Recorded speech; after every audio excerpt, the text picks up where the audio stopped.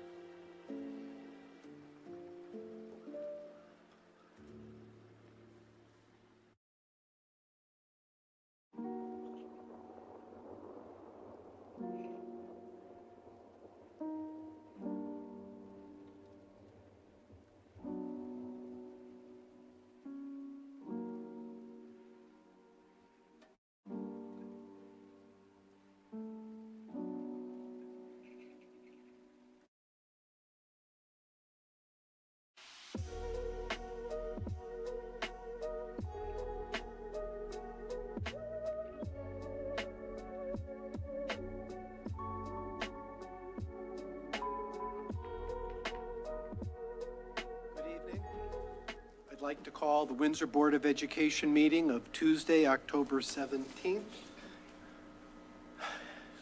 to order. And please stand for the pledge of the flag, and then a moment of silence, and tonight in memory of Elijah J. Mariano Rivera. I pledge allegiance to the flag of the United States of America and to the republic for which it stands, one nation, under God, indivisible, with liberty and justice for all.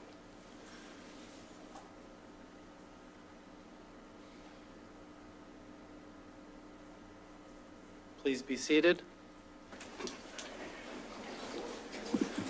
Mr. President, Mr. Lockhart. I offer a motion to add an agenda item. I move that to add agenda item under board resignation prior to item 2, to vote on the resignation acceptance of a board member and then continue with item 2 on the regular agenda. Second. Motion's been made and there's been a second.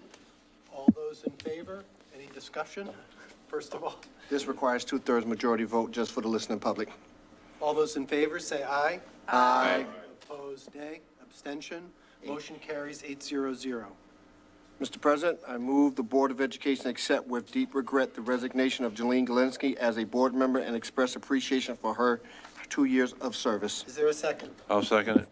Motion made by Mr. Lockhart, seconded by Mr. Panos. And I'm going to defer to Mr. Panos at this point. Thank you very much. I had the pleasure of having Ms. Galinsky on my caucus. She's very businesslike, and she had a lot of changes in her life. A third child, and that followed right on. Well, given her husband's job, he's a big shot, let's just put it that way, and it is a large corporation, and so I guess this is not that unusual. So she's moved down to Virginia, Williamsburg, Virginia, and taken up residence down there. So I will miss her. She was very,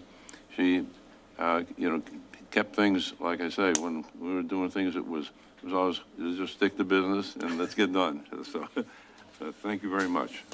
We appreciate your service. Thank you. Ms. Taylor? On behalf of our caucus, we too want to express our, deep regret for saying goodbye to Julene shorter than we thought we would. Her family is super, they grew, as Mr. Pano said. They're excited for the new beginning.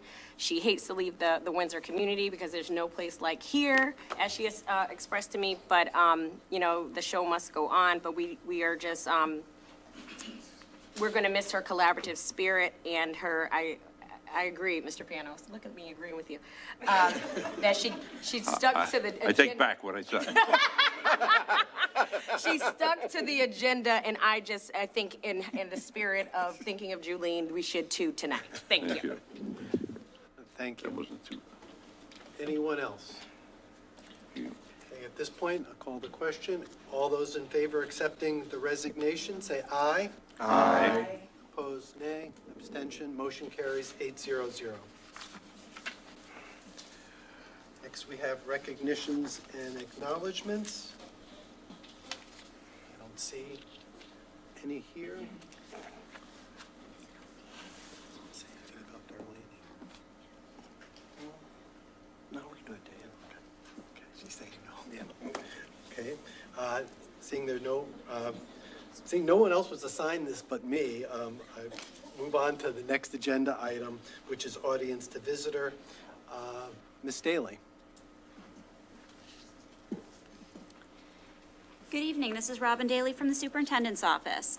If there is anyone from the public who would like to address the board, you may do so in 2 different ways. If you are using the Zoom application on your mobile device or computer, you may enter your comments into the Q&A feature located at the bottom of the Zoom menu bar. Or you may raise your hand on your computer if your device has a microphone by selecting the participant's icon on the Zoom menu bar and then clicking raise hand, or by dialing *9 on your phone. You'll be given 3 minutes to speak. Please state your name and address. When you're called on, you'll be prompted with "You are now unmuted." For clear communication, we ask that you do not place the call on speakerphone. No comments can be made against the employees of the school district or children outside of your own. Thank you. And as a reminder, at the 2.5-minute mark, Vice President Lockhart will hold up a red card indicating the opportunity to speak and start winding down. And at the 3-minute mark, he'll hold it up and keep it up. And please, at that point, finish your remarks. For folks that may call in and not able to see the red card, Mr. Lockhart will have to interrupt you when we get to the 3-minute mark. Is there anyone in the chambers who would like to address the board? Anybody in the chamber who'd like to address the board tonight? Seeing and hearing none, is there anybody online who'd like to address the board? At this time, there are no hands raised from the attendees that are present, and there are no questions or comments in the Q&A feature. Oh, actually, hold on. There is now a hand raised. Ms. Essex, you are now unmuted. Thank you. My apologies for raising my hand late. Couldn't find my Zoom app on my computer. Good evening, everybody. This is Margaret Essex, 95 Lighthouse Road. I would like to speak on agenda item 7B, the discussion of DATCO's performance. I have 2 children in Windsor Public Schools. One is at Clover Street, one is at Pequannock. My first concern and my main concern is the timing. According to the Ride 360 app, my Clover student is supposed to be picked up at 8:15 a.m. However, she does not get picked up any later than 8:04 a.m. My Pequannock student is supposed to be picked up at 8:08 a.m. and does not get picked up before 8:39 a.m., which is more than 30 minutes later than scheduled. And this has been consistent. So thankfully, we have not missed buses. But what is the point of this new app and scheduling if they're going to be so wildly off and with zero communication on the difference in pickup times? And, you know, with that, my Pequannock student gets to school so late, it is technically after the school day starts. So she can either take advantage of breakfast, which is of course free this year, and miss instruction time, or miss school breakfast and likely still misses instruction time. We are a family that's fortunate enough to not need to take advantage of the school breakfast consistently. However, I know that there are families that are not that fortunate. For some of those students, this could be the only decent meal they receive during the school day, and potentially for that full day. So the school buses need to be getting these students to school on time. DATCO needs to do better, or WPS needs to void the contract with them. In addition, my second concern is more so for my Clover student and the language and behavior that she is witnessing on the school bus. Outrageous language, racial slurs, cuss words, and students jumping up and down and pushing, and there's no control offered from the to or from the school bus driver. So there needs to be more oversight on that. But I do thank you for your time, and I appreciate your work with DATCO to try to alleviate these issues. Thank you. Thank you. Anyone else, Ms. Daly? There are no additional hands raised, and there are no open questions or comments. One last chance. Anybody in the boardroom would like to address the board? Seeing and hearing none, without objection, I'll close audience to visitor. Audience to visitor is closed. Next item is the consent agenda. Are there any items that need to be pulled? Not seeing anybody with that, so I'll ask for a motion. Mr. President, move the Board of Education approve consent agenda items 4A, financial report, 4B, enrollment report, 4C, food service report, and 4D, human resources report. Is there a second? Second? Motion made by Mr. Lockhart, seconded by Mr. Panos. All those in favor, say aye. Aye. Opposed, nay. Abstention, motion carries 800. Next item is the approval of minutes. Ms. Taylor, I move the Board of Education approve the minutes of the September 19th, 2023, 7 p.m. regular meeting. is there a second? Second. Motion made by Ms. Taylor, seconded by Mr. Panos. Is there any discussion?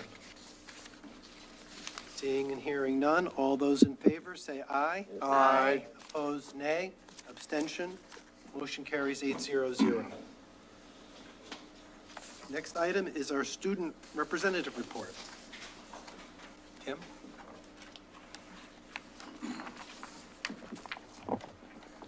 I'd first like to start off with our fall sports season.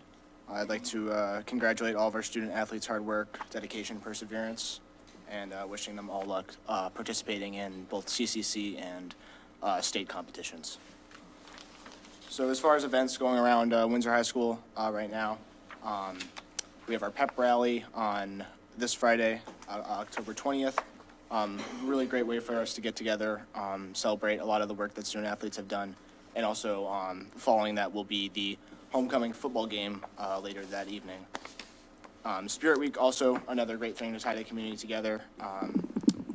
We have a lot of different days themed after what we can dress up as, and more or less just bringing together everyone. And then homecoming is on October 28th.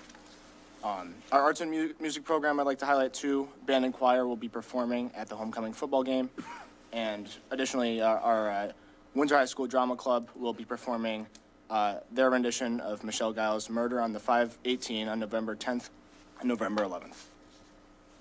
As far as college visits and opportunities presented to the senior class, we have had a great amount of college representatives with information on schools and providing students with opportunities to explore their future education interests.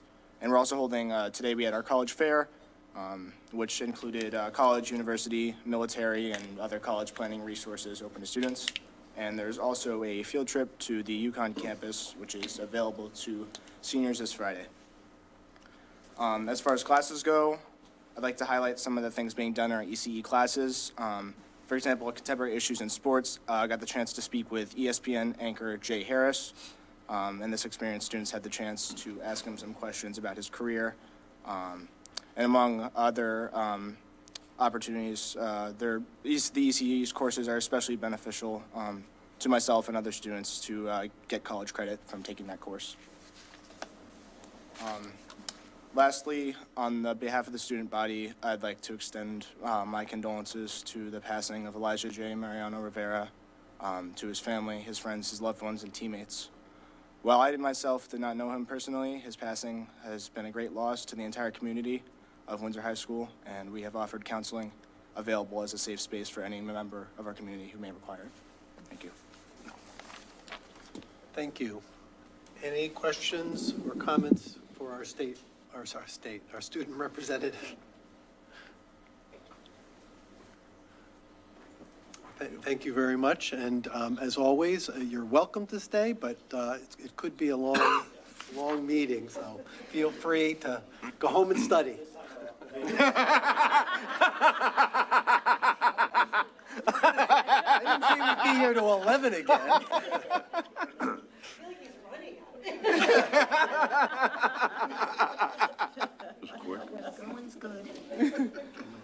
All right, Mr. President, Mr. Lockhart?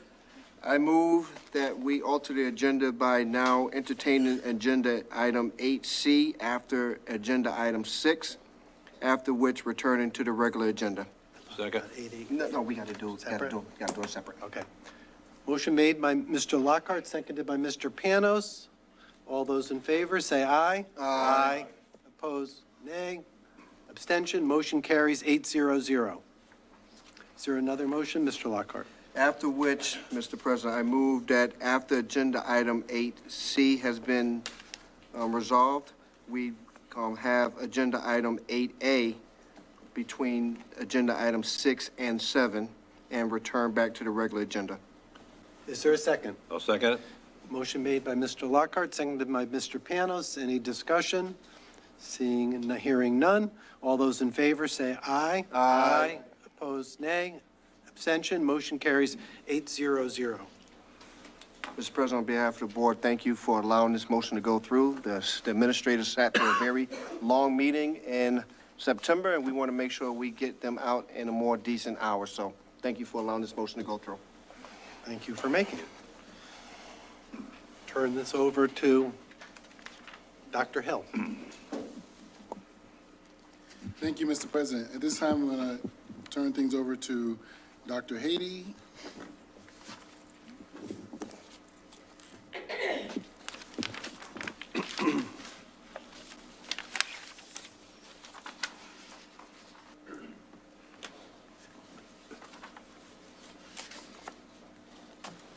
All right, so good evening, everyone. Today we are, or I am going to present on our accountability indicators that we have available for us right now. I'm also going to present on our Spring 23 iReady scores, as well as AP scores and SAT scores. Just to recap and, a reminder, all our students in grades 3 through 8 take the SBAC assessment, which is our state assessment in reading and math. Also, students in grades 5, 8, and 11 takes the Next Generation Science Standards assessment, and students in grade 11 takes the school day SAT. And that's some of the data that you will be seeing today and we'll be discussing today. So before I start, I just want to make sure that while today I am going to be looking at numbers and most of my presentation is really around these assessments, I want us to just keep in mind that these are just what they are, numbers. And these numbers are an indication of just one assessment at one point in time during one day of the entire year of a student. We do take pride in educating the whole child and in making sure that our kids are not just ready for that one assessment, but they're ready for life, college, career, and beyond. So I just want all of us to keep that in mind as we go through this presentation. The state accountability system is, so every year the state gives us an accountability report card.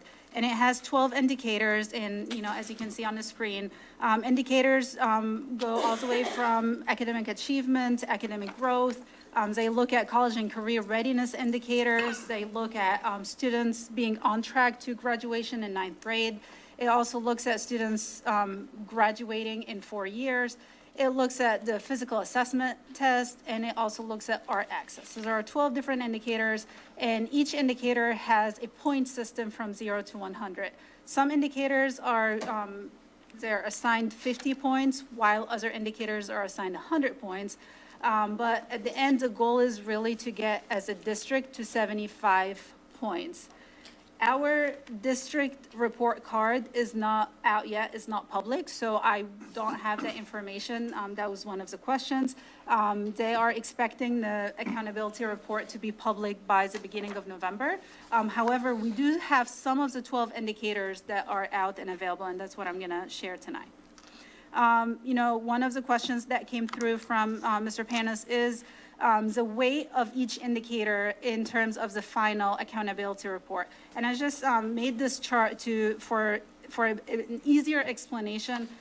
We have 3 different levels, elementary, middle, and high, and each level has a different weight for different indicators based on what students are taking. So for example, in elementary, students in grades 3 through 5 only take SBAC in reading, math, and 5th graders take NGSS. They also take the fitness assessment in 4th grade.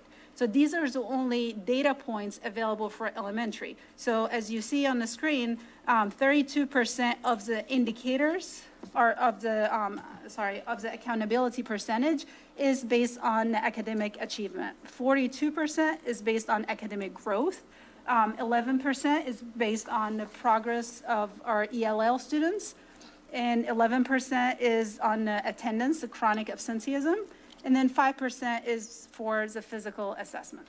And same thing for middle and high school. As we get to high school, you can see we have more indicators. So our college and career readiness are only for high school, and our art access is also only for high school, as well as our on track for graduation and our graduation rate.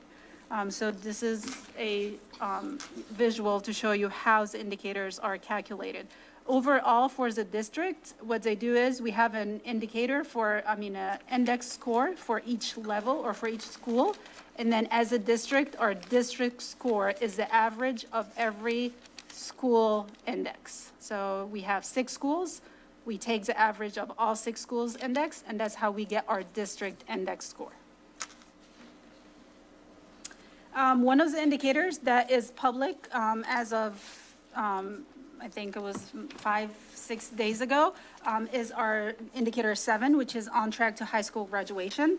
And this looks specifically at our 9th grade cohort. So students who were in 9th grade last year, the percentage of those kids who are on track for graduation in 4 years. So how do they measure on track for graduation? It's students who have met at least 6 credits in their 9th grade year. That's how they are deemed on track for graduation. However, and we'll see that hopefully in 4 years, obviously our graduation rate will not be 77.7, and that's what we do. So 9th graders, when they're not on track for graduation, then we start pushing in with all our systems of support to make sure we get them on track so that they can graduate in 4 years. One of the questions that, I received was, if there is pressure on teachers to avoid too many failing grades since the state places a large weight on percent graduating on time. So obviously from the data you can see, our percent for on track for graduation in 9th grade went down from the previous year. So, that's just kind of answers the question that we're not pushing kids just to pass classes, and we're not pushing teachers or putting any pressure on teachers to have kids pass classes. However, what we're doing is, and we've started doing that since last year, we're really holding students and teachers accountable to really high standards. Our 9th graders, all of our 9th graders are being placed in core classes that are needed for graduation, so they don't really have a lot of leeway in terms of what classes they want to take. We try to put them all in classes that are required for graduation. And when students fail classes, if their schedule allows it, especially for 9th and 10th graders, and that's something new that we started towards the end of last year, we talked about it and we're implementing it this year.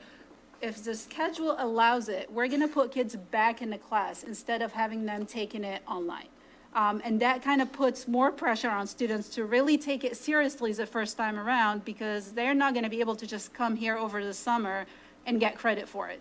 Chances are they will get back in that same class next year. So that's one of the systems that we have in place. We talked about that last year, where we're taking away that period of add drop, so students cannot just start a class and then 2 weeks later or 10 days later decide they want to drop the class. So we're really putting a lot of systems in place that initially might look like it will hurt our numbers. So as you can see, our on track for graduation it did go down. But I always use the analogy of sometimes you really have to pull back in order to really repel with a greater, with greater speed. And this is exactly what's happening right now. This is our first year to really hold students and teachers accountable to really high standards. Principal Parker instituted a new system where he's meeting with teachers at the midpoint of every quarter to look at their grades, look at students who are failing. What are we doing for students who are failing? What interventions are in place? So we're really keeping a really close eye on who's failing, not just to push them to pass, but to provide the supports early enough so that they can actually have enough time to get to the end of their semester classes or year and pass a class. Another indicator that we have available for us is our college and career readiness indicator, which is indicator 5. And indicator 5 looks at, we have 2 college and career readiness indicators. One of them looks at the number of students who are taking classes for college and career readiness. And the other indicator looks at the number of students who are taking these classes but are actually passing like AP exams and ECE courses. As you can see from this indicator, we went up from the previous year by 7.2%, which is an incredible growth. When you are looking at accountability report numbers, these numbers are not as easy to increase like a test score. So the fact that we were able to move 7.2% in that one indicator, I think that's definitely an area of celebration for us. If we go to the next slide. So what does this indicator really mean? So we have different courses that are deemed appropriate for career and college readiness. These courses are either AP courses, ECE courses, or CTE courses. Indicator 5 looks at the number of students at Windsor High School who are enrolled in taking AP courses, an AP course, an ECE course, or 2 courses in the same CTE pathway. So the fact that we were able to increase our indicator 5 means that we have more course offerings and we're able to encourage kids to give it a try. So they're actually taking the course, trying it. So we're not talking about passing or not passing, we're just trying, here is an experience, a different experience. Go ahead and take the course and see how you do with it.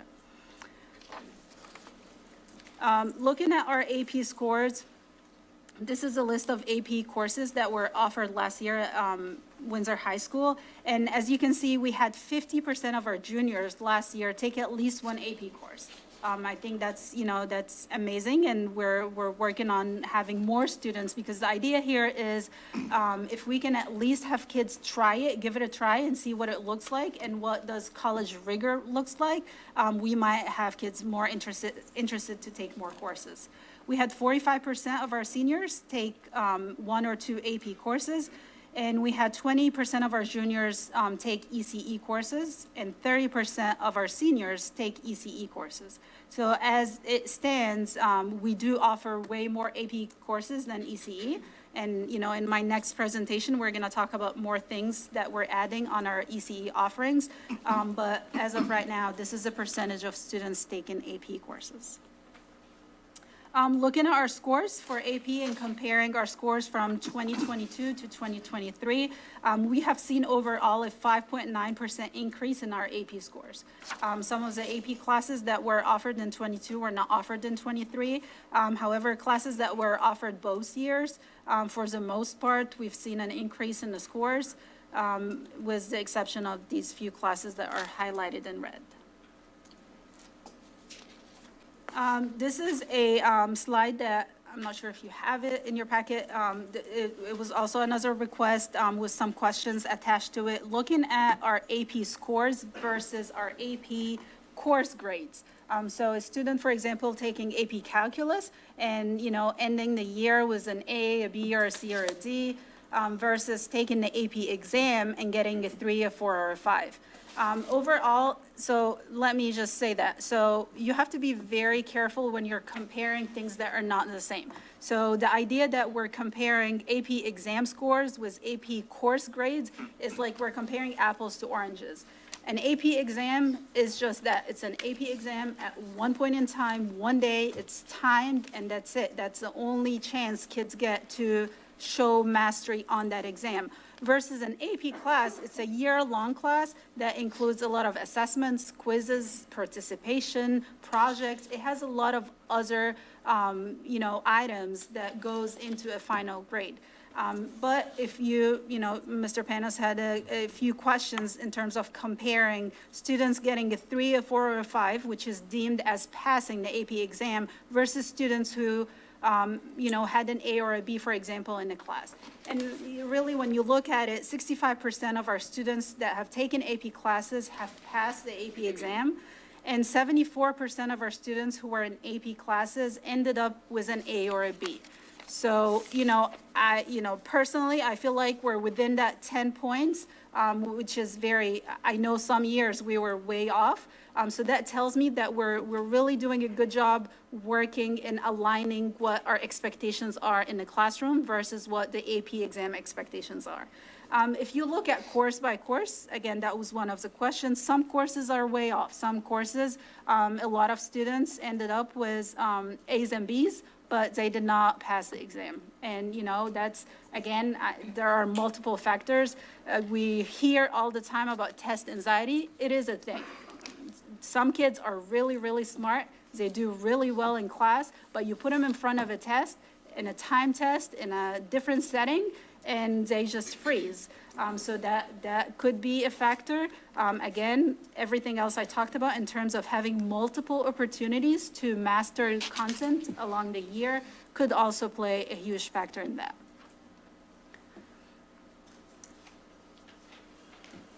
Okay, one of the questions was AP, do we make sure that students have demonstrated that they can do AP level work? So again, you know, for maybe people who are not familiar with the AP, so AP is just, it's advanced placement. So, you know, if you've ever taken an AP class and you've actually taken the same class in college, which I have a lot of classes, the AP level of rigor in the AP exam is nothing compared to actually that same class in college. And how do we know that? When we look at ECE, which is a UConn class, so that's exactly what UConn students are taking in college, and you look at the final exam versus a final exam in AP, it's completely different. So this, you know, AP is very rigorous, and, you know, our expectation is that if students are taking the an AP course, that they are ready to pass the AP exam. But, you know, I do want us to kind of manage our expectations in terms of what is really the purpose of kids taking AP courses. And if it's really to get them to see what it's like to take a college course, it might not be exactly the same. Our next slide, so this is our SET ELA Spring 2023 scores. These are the scores of our current seniors, so our last year juniors. And one thing that's important to note here that while these numbers, the student who took the SAT in the spring for ELA are the same cohort of students that had 8th grade as a hybrid year, 8th grade completely at home and 9th grade as hybrid. So their first full regular year was their 10th grade year, and then they took the SAT at 11th grade. So yes, we're still seeing that cohort of kids who are, you know, who have been affected by COVID, especially in some critical years where, you know, and we're going to look at math, where you learn a lot of the foundational skills that are needed for the SAT. So if we look at math, pre-algebra and algebra 1 is a big bulk of the SAT, and then algebra 2. One thing that we noticed is that our sequence at the high school, so usually an average child would take algebra 1 in 9th grade, geometry in 10th grade, and then algebra 2 in 11th grade. The SAT is heavily based on, like I said, pre-algebra, algebra, and algebra 2. So one thing we did differently this year, we have flipped geometry and algebra 2. So currently, all our 10th graders are going to take algebra 2 first, and then their junior year will take geometry. That way, we have our juniors ready with a full year of algebra 1, full year of algebra 2 before they take the SAT as our junior year. So we're really hoping that this switch in sequence will lead to higher results in math. Again, this is definitely not where we want to be. This is definitely not where we feel our kids are. But again, that's a test was taken at, you know, one day, and that's where our students are. So, you know, I keep talking about these are all just one assessment point. So it's really important to triangulate your data and look at other data. Look at, you know, I know we all love to look at quantitative data, but sometimes looking at other aspect of a child, you know, education is really important. So this is a class of 2023, so a class that graduated last year.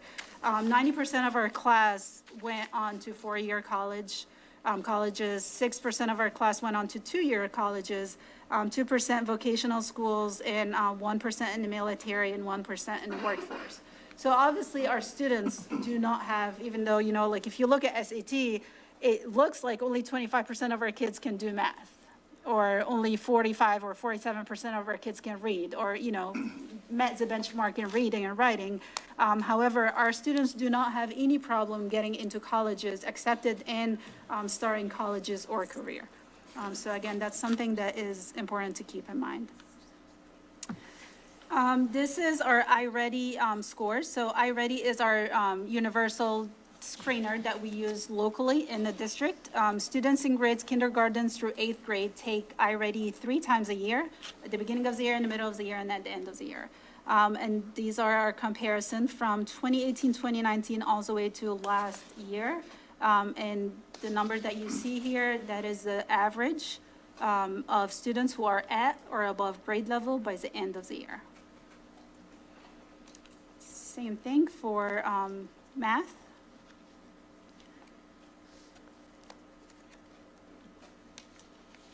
And this is the iReady end of year for ELA. Next. Again, that was a request to show every grade level by proficiency band. So, just an example, I'm not gonna, read all the numbers, but if you take, for example, kindergarten, 90% of our kindergartners at the end of the year were at or above grade level in ELA. 10% were one grade below grade level, and obviously it's kindergarten, so we did not have anyone 2 years below grade level. So this is kind of how you read this chart. One of the questions that came through, and I'm just trying to address questions as we go so that it makes sense with the slides, about 8th grade in math. So if we go to the next slide. So 40% of our students in 8th grade, according to iReady, scored at or above grade level, while 24% were one grade level below, and 36% were two or more grade level below. So yes, Mr. Panos, you are absolutely correct. That is low. Like I said, we do not, this is not where we want to be, and we do realize that we have a lot of work to do, and I'm going to talk more later on some of the things that we're doing differently, hoping to work with this number, but this is what iReady tells us we are. If you go to the next slide, this is a comparison between SBAC and iReady. So we've always been looking at how aligned is iReady with SBAC. And, in some grade levels, the alignment is very close, while other grade levels, the alignment is way off. So 5th grade math, for example, there are 16.9% points difference between how our students scored on iReady versus how they actually scored on the state assessment.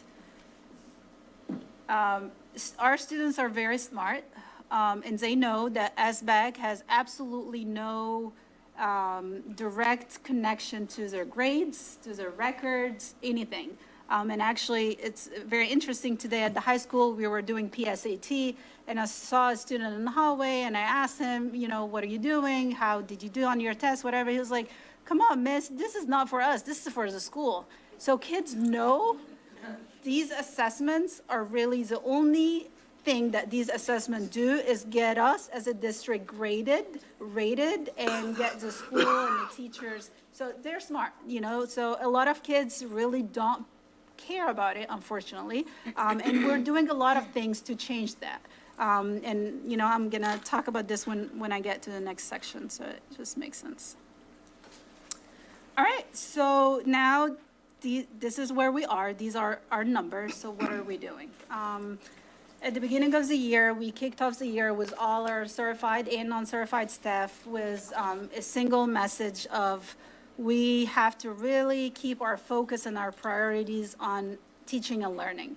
So I wanted to make things very easy, and I wanted to do what we know works.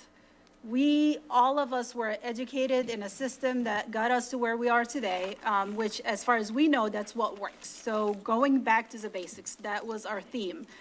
Explicit teaching, having teachers really use all the strategies that we're providing them in terms of modeling and explicitly teaching the content to the students. Going back to paper pencil. So, during COVID, everything went virtual. Kids now are very attached to Chromebooks. They are doing everything on Chromebooks, writing everything on Chromebooks. So, we talked about, okay, we're going to go back to actually having kids write, having kids do math problems on paper. There is a huge connection between, your writing skills, your brain-hand coordination. All of that does trigger your brain to actually think critically and do more. So we're going back to pushing kids to do that with eliminating and limiting the use of technology. So we're not taking away technology because we do realize that technology does play a really important role. And this is really the future of our kids. And, with AI and everything, it's a reality. So it doesn't make sense for us to take it away. But what we're trying to do is use it for our advantage. So we've cut a lot of software that was just busy work or was just, babysitting our kids. Our second area of focus was data. So last year, we started this initiative of data talks. And really, this whole idea of data talks is just to hold teachers accountable to all their students. So, you have teachers talking about their data, looking closely at their data with their principal, their curriculum director, and really making concrete, intentional action steps. How am I going to address all my student needs? And again, our focus on small groups within the classroom so we can service our students who need Tier 2 or Tier 3 support. Our next bucket of priorities is under culture, our SEL. So again, all the research shows that there is a huge connection between how kids feel about school and how kids feel about their teachers, the relationships they have with their teachers, and their academic performance. So we're continuing our SEL effort this year. We have an expectation of Tier 1 SEL, which is basically every single teacher in every single classroom will do a Tier 1 SEL something. So it's not the job of the SEL specialist, it's not the job of a counselor. No, SEL is every single adult job in the building. And we're really pushing our SEL specialists to work as coaches with our teachers so that they can develop their capacity to build these relationships with our students. And our second focus under culture is our home to school connection. And that goes back to we realize that it's really, really important to have our families as partners in the education process. We cannot do all of this on our own. We have to have that collaboration and engagement with our families. So we're trying to make it easier on families. We're providing resources. I talked about this last year, and we're continuing to build that library of videos that we have on our website. So, currently parents can go on our website, any grade from kindergarten to 5th grade in math. They can choose a topic that their child is working on at home. They can watch a very quick, short video created by our own people, and that will give them some, resources, ideas to help their kids at home. We are building this library to include ELA as well this year. We have instituted a new way of making sure that our students are taking notes. So again, going back to paper and pencil, we're making sure that teachers are pushing students to take notes, write notes, so that when they go home, they have something to look back at. And then we're continuing the use of Google Classroom so that students can have resources available at home if they need it. All right, so what are our next steps? So like I said, the district accountability report will be out in early November, and we'll make sure we share that when it comes out. I think the best way to really move things and shift culture is to be very transparent and to hold everybody accountable. If we go to the next step, I like to use this model because, like I said, we cannot do all of this by ourselves. And we all, as leaders and educators, realize that there are sometimes things within our control and sometimes things outside of our control. But the beauty of education is that most of the things that have the greater impact are things that are within our control as educators and as leaders. So your level one as a district and as a district leader, and I will take that, is that we have to make sure that we have the proper curriculum, resources, and professional development in place for our teachers. That's your base, that's your foundation. And then from that's where teachers come. Teachers have to have the efficacy and the pedagogy to be able to teach our kids. Teachers must believe that our kids can and will succeed, and they will achieve, and they can grow. And sometimes that's the hardest thing to do is shifting adult mindset. Because sometimes when you have not seen it, and I speak from experience, I was a turnaround principal, and I saw how a school from the bottom 5% of the state can be a school in the top 25% of state. It actually happened. So I saw it happen, so I know it's possible. So that's the work that we really have to do right now, and we're working on, is making sure that every single teacher and every single administrator in our district does believe that no matter who is sitting in front of them, how they look or what their needs are, they can actually achieve, and these scores can go up. The third level, so all of that are things within our control. All of that is, we're talking about district, we're talking about teachers. The third level is our students. The students' sense of belonging and motivation and engagement. And again, this is something that I personally feel like we have some control over because, you know, and I'm going to go back to the student who I talked to today. If that student felt like a sense of pride in his school, he will want, so he knows that the test is only to grade the school, right? But if I really care and love my school, I would want my school to be highly rated, right? I would love for my teacher to, you know, show up as one of the best performing teachers because I did well. So that sense of belonging and motivation, we kind of have to do a lot with it, and we can control it a lot with it, and that's our work with our SEL. And then our last tier, our last level is our families. So family engagement and the support that we have from the families as partners in that process is really, really important.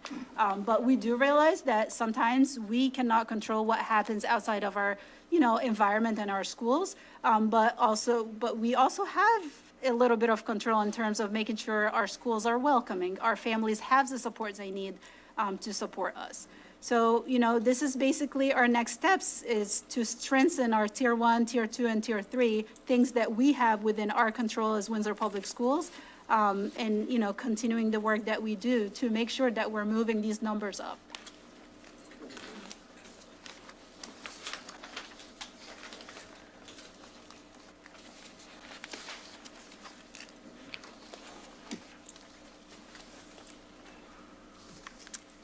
You ready for questions? Yes. Okay, I'm look to my right, to my left.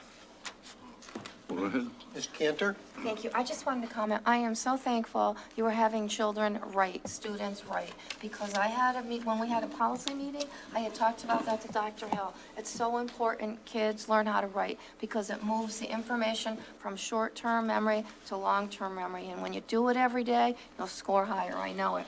Did it with my son. Did it with other kids. So thank you.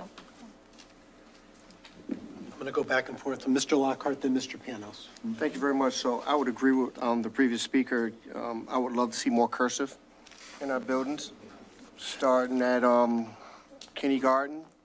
Develops their hand strength. Have them learn cursive first before print, but that's just a personal preference. But we can definitely hide notes from children today just by simply writing it in cursive, and that's something that's quite shocking. I'm hearing a lot of things that we need to improve these scores. And what we need to do is, from my perspective, from where I sit, to make sure that Dr. Hill has all the pieces in place to make that happen.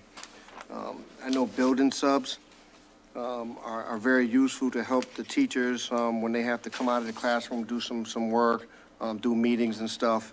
I'm not sure if the tier 2, tier 3 support specialists are required to cover classes, and that takes away from some of their time. I just don't know if that's even a possibility or if that's even happening. Definitely with the, not sure if any of the specialists, whether it's ELL, I'm not sure if it's the speech language pathologist.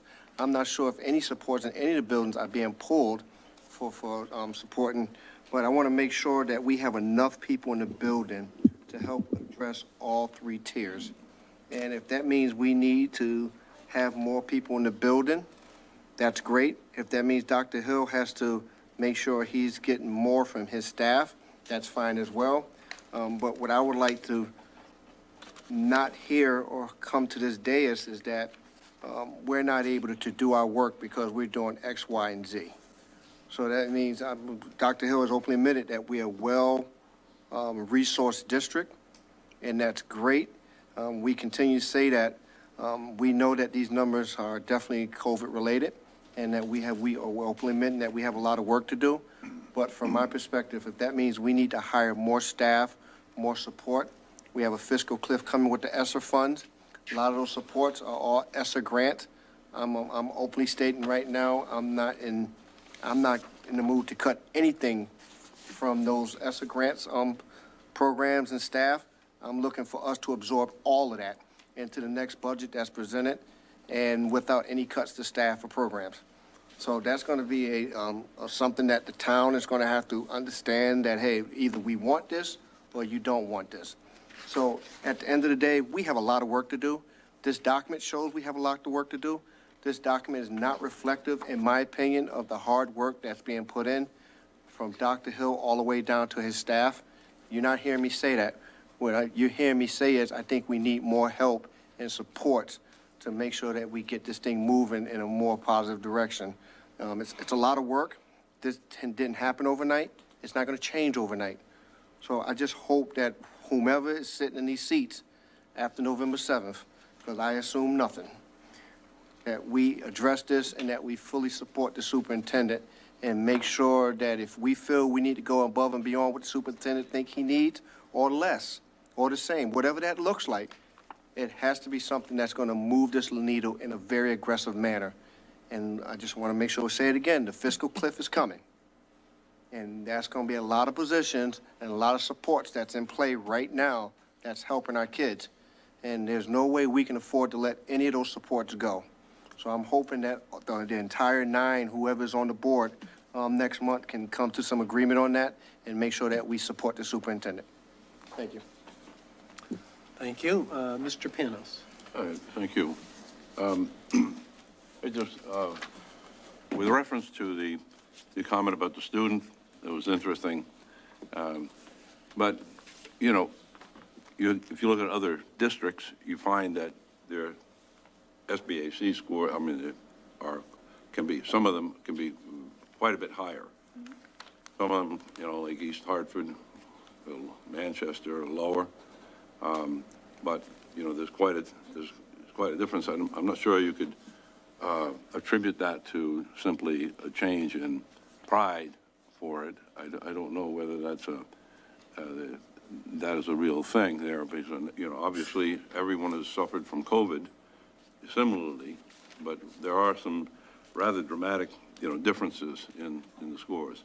We have, for example, Sage Park, and, you know, we had about 28% on ELA were not met, did not meet the standard, and 45% in math. And then about 41% were at or above, and 35%, 36%. That's, I don't know if that's in there. You know, those are the ones that met or exceeded. So you'll find that many other districts do, like I say, considerably better. Rocky Hill, you know, I suppose Weathersfield and Newington, I looked at some of the data there. That's a bit better, you know. So I think there's room for our improvement here. Absolutely. And, yeah, but I appreciated the comparison you made between the iReady and the SBAC. That is very excellent.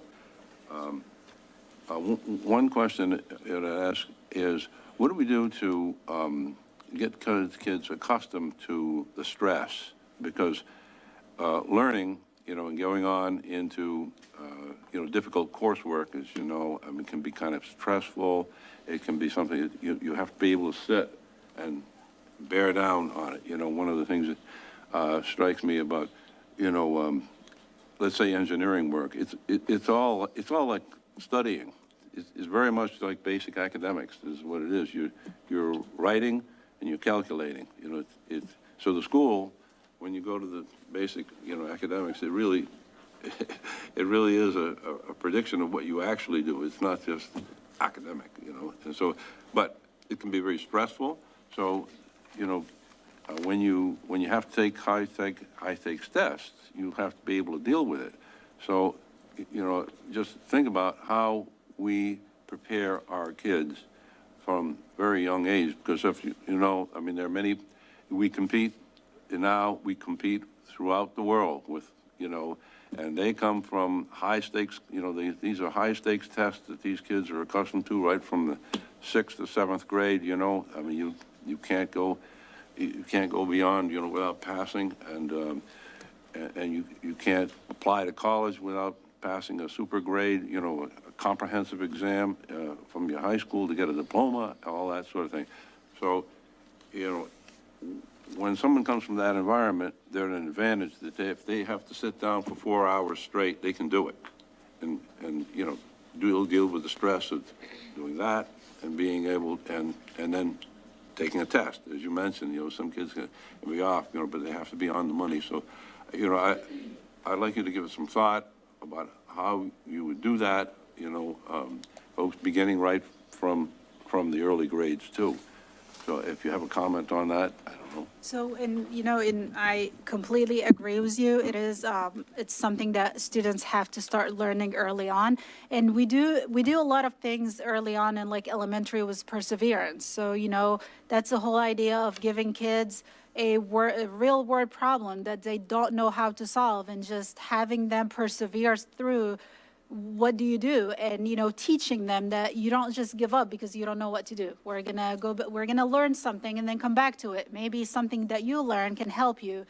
So we're trying all these, strategies early on to equip kids with this mentality that you don't just give up because it's hard, or you don't just give up because you cannot do it. But I completely agree with you. We have a lot of work to do. And I just want to comment about, so you spoke about other countries. Actually, some of the top countries in the world who are, way, way ahead of us in education, they do not have high-stake testing. And their measures of their education system is completely different from what we deem as the measure of readiness, in our education system. And, and that's a completely philosophical conversation that we are not going to have today. But, it is the reality of today, and that's what what we do. And kids have to be able to take tests. But I always go back to good teaching is good teaching, and if the teachers are teaching students and students are learning, students will be able to show mastery on whatever is in front of them, whether it is a test, whether it's any other way. So, this is, again, to go back to, I will take full responsibility to the fact that we have a lot of work to do. And, it's really a game of try and error. So we've been doing things a certain way for years. Obviously, from our data, some things are not working. And this is why, I said, okay, we're going to change things. So let's go back to the basics. Let's see if paper pencil will work. Let's see if, doing different things will work for us. Thank you. I think that's, you want to jump in? Well, I'll come back. Okay. You don't have to listen to my voice all the time. Okay. Who was There's Ms. Clays. Ms. Clayson? Mr. Wollaston? Sorry. It's not related, though. It's on the presentation, Answer right? questions. All right, so I was just gonna say a few things that I noticed that were pretty interesting. Well, the thing that I like is what I see here with the big jump in percentage points in the kindergarten grade for the iReady scores. For math assessment, it's looking like 23 or so, and for reading, we're up 25. I just wanted to know if you could explain to us anything that we've done differently, or what could have possibly caused this increase that we've seen in this year. Yep.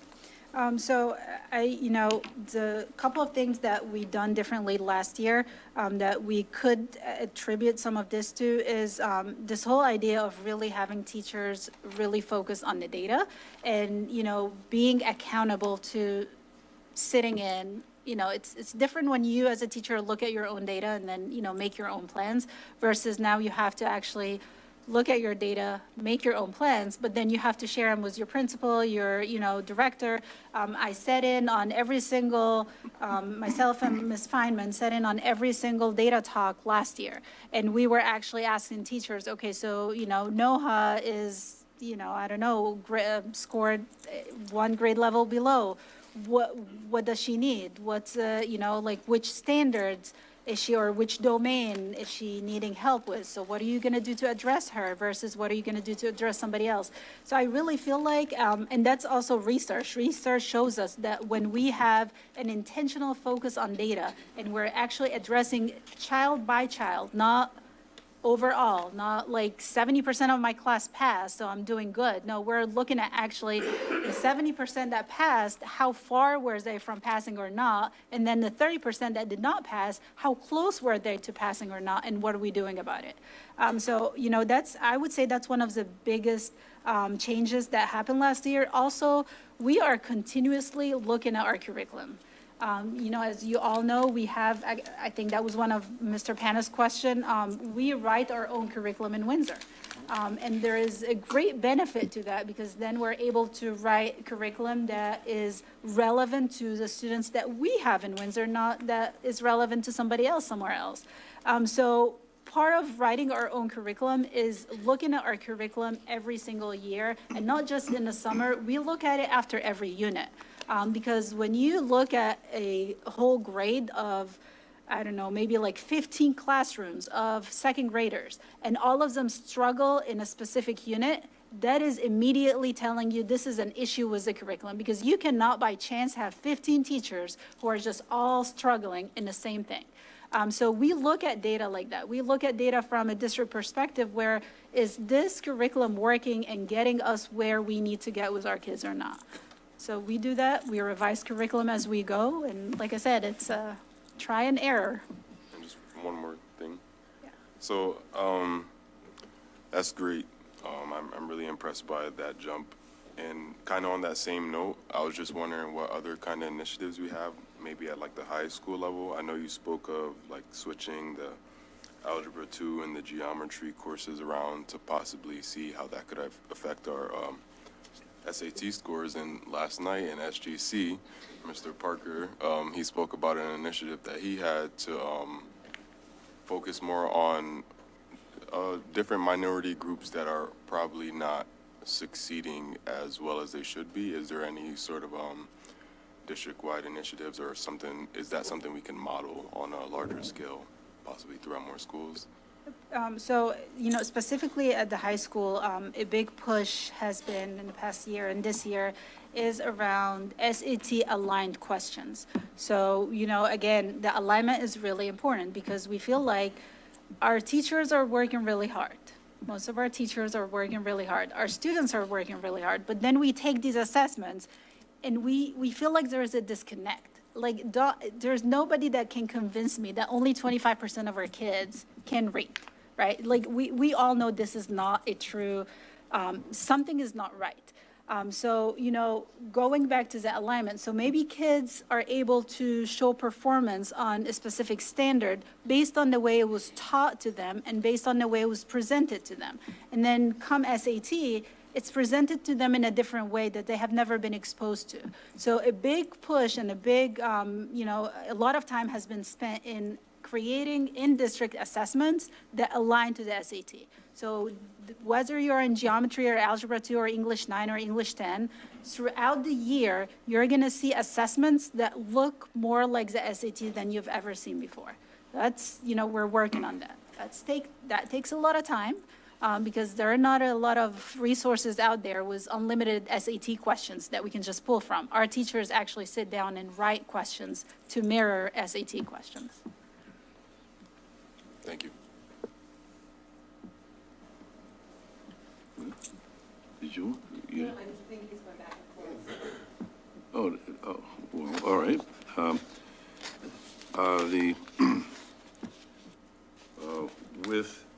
Just a comment on your statement about I think you're talking about Finland is one of those countries where presumably the students do very well, you know, compared to, let's say, Asian.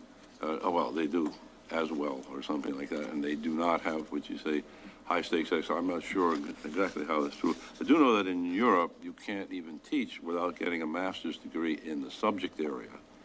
They seem reading about it. That's not a requirement here for elementary.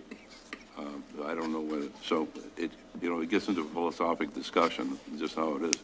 But for certain Singapore has some very high, they produce some very good students, you know, and they says, so, and they have competitive systems. But again, so Singapore, they have a completely different math. I'm just talking about math because that's where I come from. They have a different standard. So we follow Common Core standard, which has a complete focus on conceptual understanding. I don't know if you've ever been to a Singapore center. They have a lot of them in here. And it's, you know, when Dr. Hill talks about old math, that's exactly what they do, old math. The math that you did, the math that I did, the math that my parents, like that's the math that almost the entire world does, and Yeah, not Common Core. right. Should get rid of the Common Core.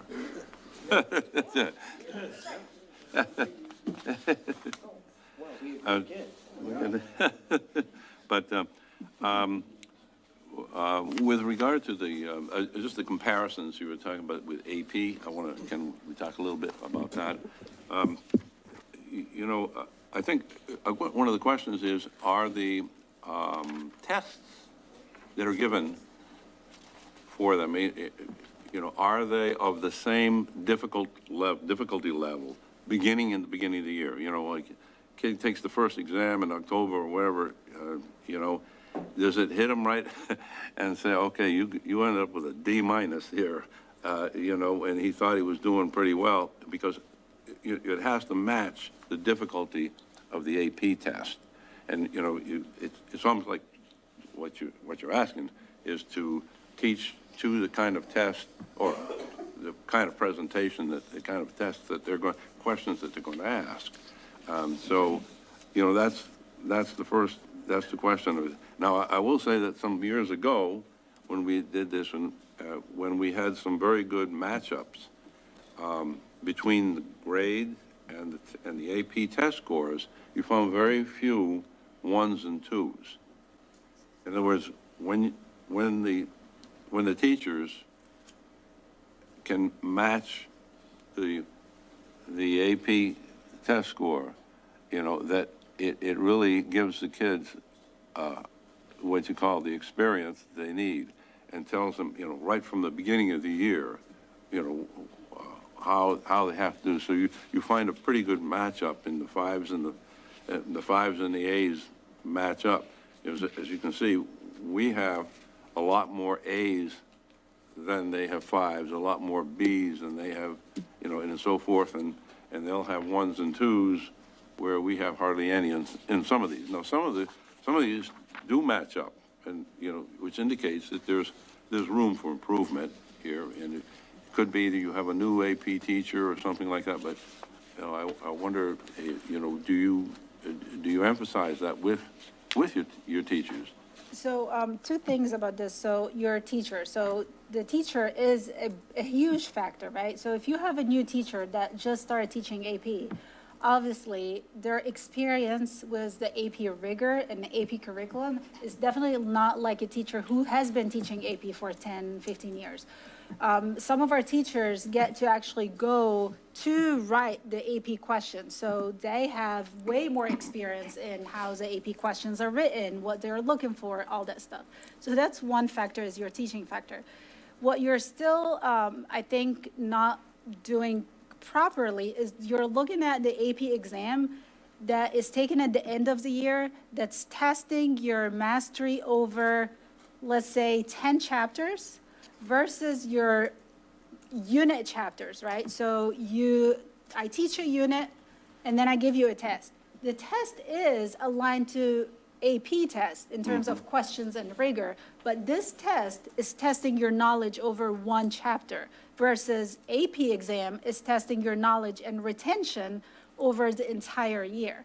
So students might be doing well as they go, and that's why they end up with a with a B or a C in class, which is, you know, average, let's say that. But then they take the AP exam, and for whatever reason, retention, you know, test anxiety, whatever reason, they don't end up with a 3, a 4, or a 5. So that's why I'm like, you can't really it's nice when you see a correlation between your 3s, 4s, and 5s and A, Bs, and Cs, which, again, I feel like a 10% difference is within normal, expectation, because you're looking at 1s and 2s as Ds and Fs, which they're not really, it's not the same system that you're comparing. It's like you're comparing feet to meters. It's not the same system. Okay. Yeah, it's just a year-end test, when you leave a course, the thing is not, well, did I know the material in October? The question is, do you still know the material in June when you leave? And you integrate it. This is the value of these, these year-end, final exams or whatever you want, AP tests. It's a real benefit because you need the material in your head. You can't just do it and forget about it and say it. You can't We deal don't with it. disagree. I'm just saying that's why when you're comparing one small assessment versus one large assessment, the numbers don't compare. But I completely agree with you. Like, the goal is to have students by the end of the year retain all the information from the entire year. Like, we are not in disagreement. Okay. Well, with that, go ahead. Let's see. We can always come back. Ms. Claes. That's what I said. I just wanted to say I appreciate the report out and that I agree that we have very smart kids and effective teachers and committed parents. And I think it's great to have a very honest assessment of where we are as a district and about the interventions and the path forward, which I think we all will watch as a board going forward. But I also just wanted to encourage the board as part of helping student achievement is to really start to think about how we actively support student and parent engagement as our strategy to move the district forward. I think it's a partnership for those of us that sit here or come after the election, which will not be me, but so I'm giving you a charge. But I think it's I think that's an important. Can't you just fix this now? Yeah, right. I think that's an important part, and I think that you are all actively engaged in the PAs and the governance council and things like that. But I think we have to find other pathways to support our leaders and our students to want to engage in the material and for parents to understand what we're looking at as a district. So thank you. Thank you. Ms. Taylor, and then I can come back here. Thank you. This is fantastic. You all always do a great job, just giving us, the data that we're looking for and some data that people want you to go above and beyond. For me, as a parent and as a board member, I'm looking at not only test scores. I'm not obsessed with the AP. Some might be, really focused, honing in on AP exams and what that means. I'm always looking at bottom line. I'm always looking at, I'll, refer to the sheet here. They're not numbered for us. But the Windsor High School post-graduation plans of class of 2023, that's the bottom line for me. Right? To your point, Dr. Haiti, if 25% of our students or whatever couldn't read, how did 90% get into a four-year college? So when you add the two-year college, that we're up to 96%. So if they couldn't read, if the AP exam, I don't know, the numbers weren't high enough, how are we able to land at some amazing institutions? If you look back at the caliber of colleges and universities that these students got into, some of them with academic full rides and such. So again, that's what I'm looking at, the bottom line. One of the board members mentioned that students need to be accustomed to stress. I want to push back on that for a second. In the seat that I sit in my daily job in HR, we actually pulled apart a Harvard Business Journal article on this, the same, stress, mental health for adults in corporate America and what companies are doing to combat that. They're not telling their employees to become accustomed to stress. What they're doing is putting things in place to make sure that their employees can unpack the daily stresses of life, COVID, work-life balance and the like, and putting those supports in. And when they don't put those supports in, people leave those jobs, if those benefits aren't put in place. So I would just want to push back slightly against that, and just say that I don't want us to teach our children how to become accustomed to stress. I want them to have the SEL in place to be able to pivot, check in, and doing all the things that under, you know, the leadership of Dr. Michael Mallory is doing with the district. I think that's where we really need to be. So again, I just want to put that on the record that we are not telling our children to become accustomed to stress. Lastly, there's the National Education Association had you know, an article out in March of 2023 that standardized tests, they're still failing our students, that they are an unfair measure of students' progress, and there's a better way to assess students. So I just want to put out there, you know, performance-based assessments are just more equitable. And I know these are state, you know, tests, but I just want to, you know, again, for the record, put out there into the universe that there's just other ways that we can make sure that our students are retaining the information. And if it was just about standardized tests, we wouldn't be, again, back to my original point, at the bottom line of 90% of our kiddos headed off to four-year colleges. Thank you. And if I can just say one thing, you know, we always urge our teachers to differentiate. Like that's a word, right? So every kid has different needs, different supports, whatever. So we always urge teachers to differentiate. But then at the end of the year, we expect all kids to take the same test, right? And yes, the test is, what do you call it? It adjusts to students, you know, performance, and that's how we get the level of the student. However, all the students at the end of the day are held accountable to that grade level standards. So, you know, we differentiated all year, but then now we're asking you, okay, now you're going to have to show mastery on that level, regardless of what happened all year. So again, that's why I said there is a lot of really conversations we can have offline about, you know, the philosophy and the belief behind these high-stake testings. Thank you. Mr. Panos. Well, let me just push back from the pushback here a little bit.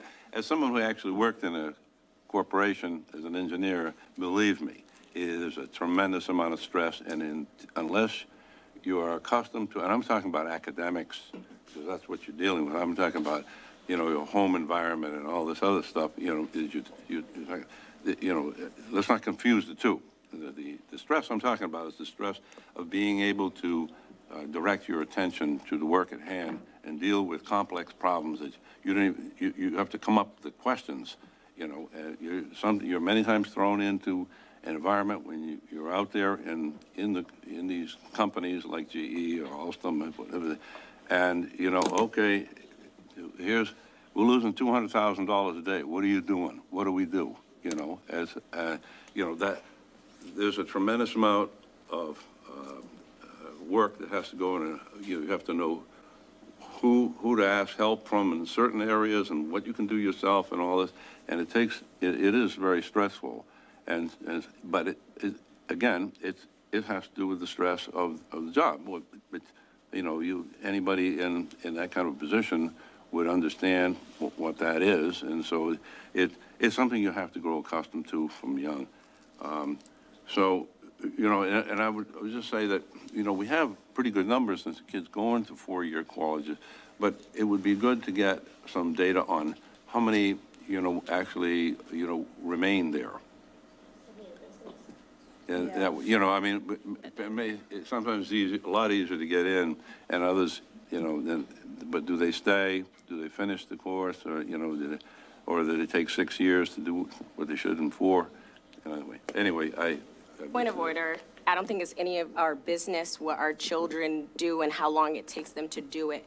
The data here is that they were accepted to a four-year college, period. We don't need to unpack how long it took folks to finish college, because at the end of the day, if it took you 4, 6, or 10, you got your degree. The only thing, just to try to not mediate, but just talk about that is I know some high schools do track their kids after to make sure that they can be successful. I know Hartford High, I remember talking to a principal a number of years ago, and they paired people at least when their first year, to make sure that they were going to be successful.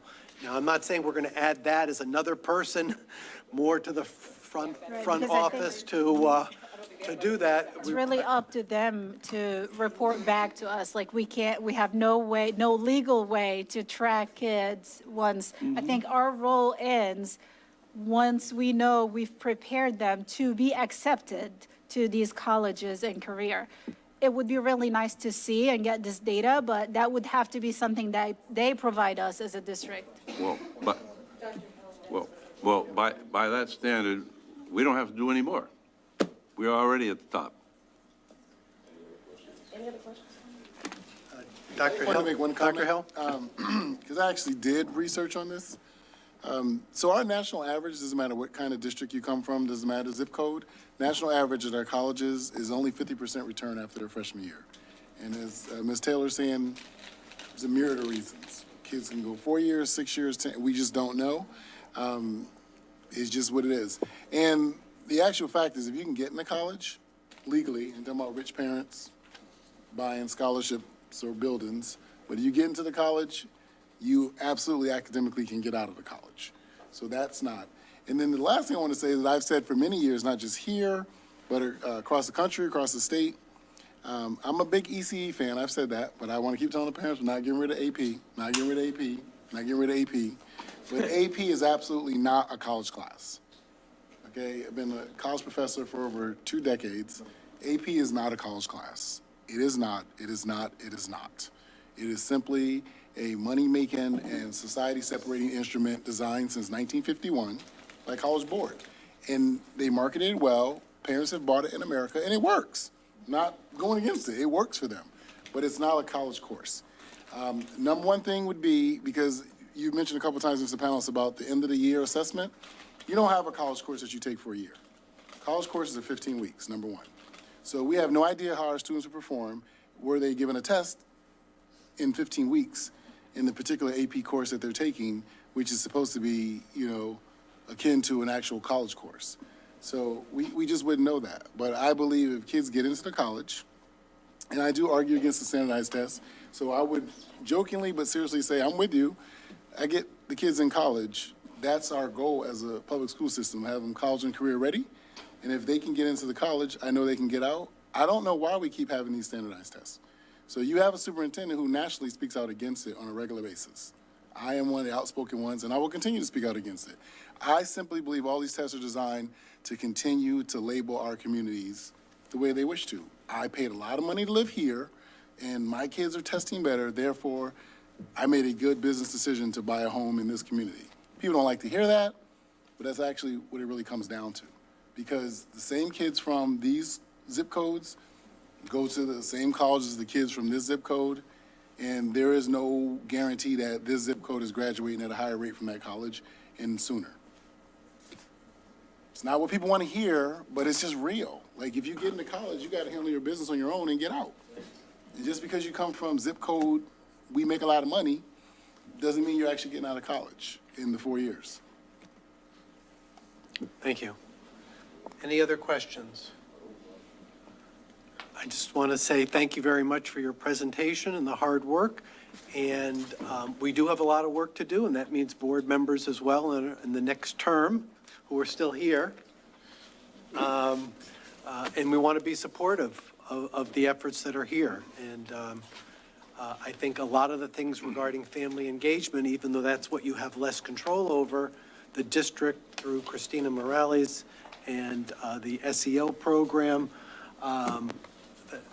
Dr. Mallory is involved with, the home visits, the watchdogs, which I think Sage Park has theirs kickoff tomorrow at 6 o'clock for dads, uncles, other men who want to participate. It's also a part that I think we can play a role with the board to be supportive and making sure that we go to the PTO and and school governance councils that we are representatives to, and try to make sure parents know and teachers and the schools know that we're supporting the efforts that are being done. So again, thank you so much.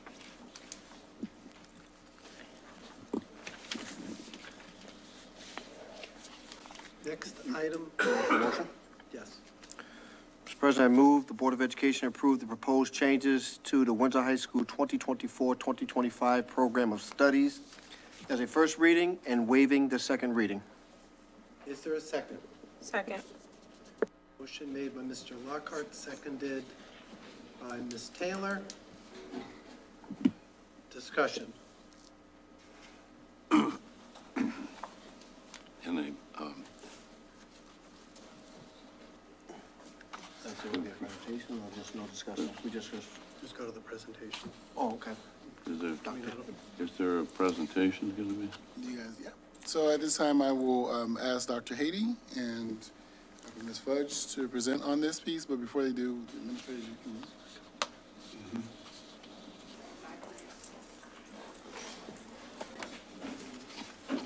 Look at those happy administrators. Look at them. Which one's the happy one? They're all happy. Look at them.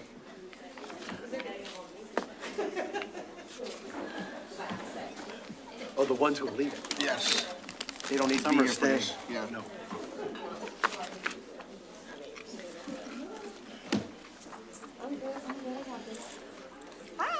How are you? I'm good. How are you doing? Great, thanks. Good. I'm good, Brianna. You can go. I'm serious. You're good.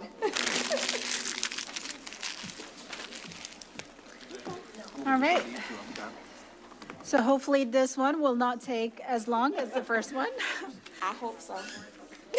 You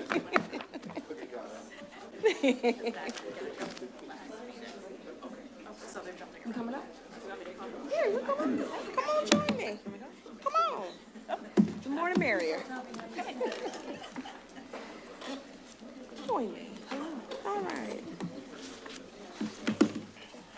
Just a sec.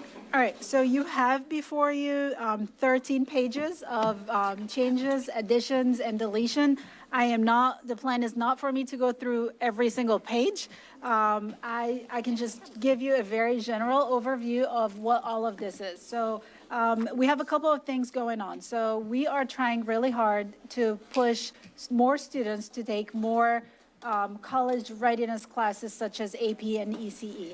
So you will see in this packet a number of ECE classes that we are adding to our program of study, as well as AP classes, like for example, AP Chemistry used to be taught with ECE in the same class. However, because of the curriculum changes, so we do not control curriculum for ECE classes. That is curriculum that is given to us from UConn.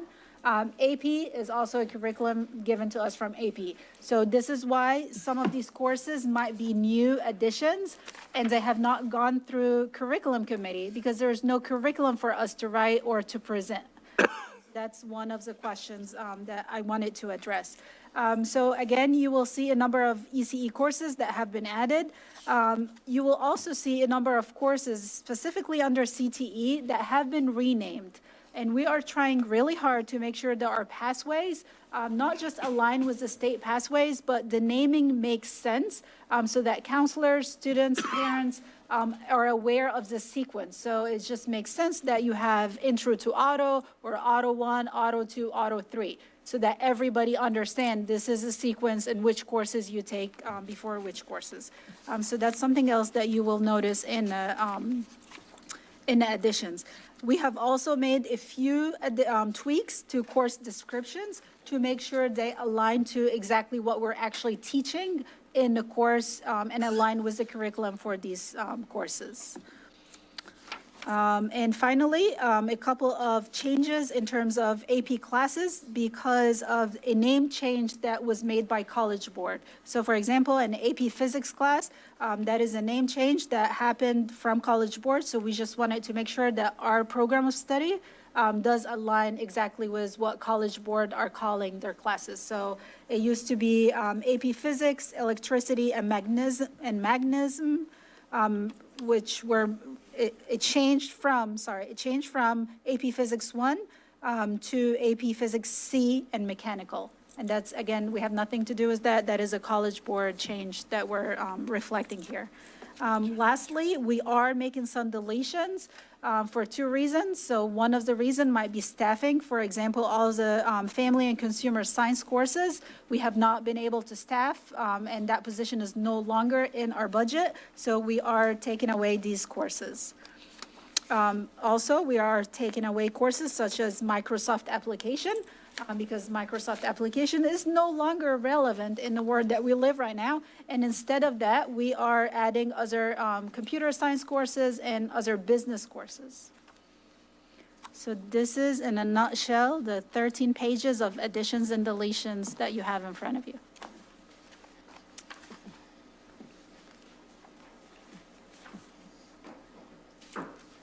Any questions?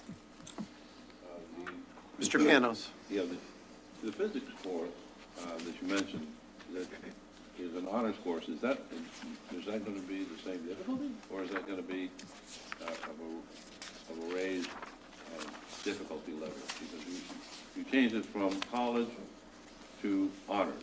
Right. Okay. What are you doing differently? Okay, so the curriculum was actually written for the course to be an honors course. So we're just making sure that we're reflecting that on here so that we can really, It wasn't correctly labeled before. No, so physics is, so students that choose to continue on and take physics, it is an honors class. It's taught at an honor level. So, you know, the description in the program of study was college. However, the class was taught at an honor level. So we wanted to make sure that we're actually giving student credit for the level that they're being expected to take the course at. Okay, so then it was incorrectly labeled. Yes, it Yes. went from college to honors. Yes. Yeah, I see it just,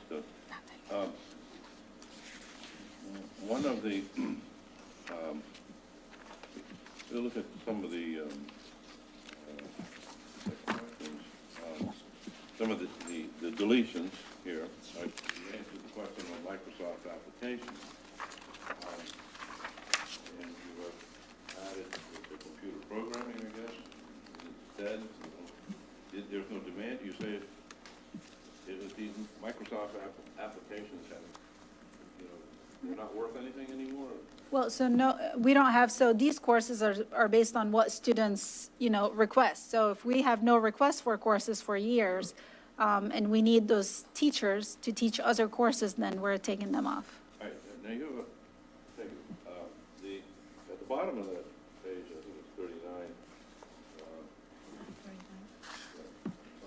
Anyway, says course description should remove statements from all AP courses in the program of study that says students are required to take the AP exam at no cost.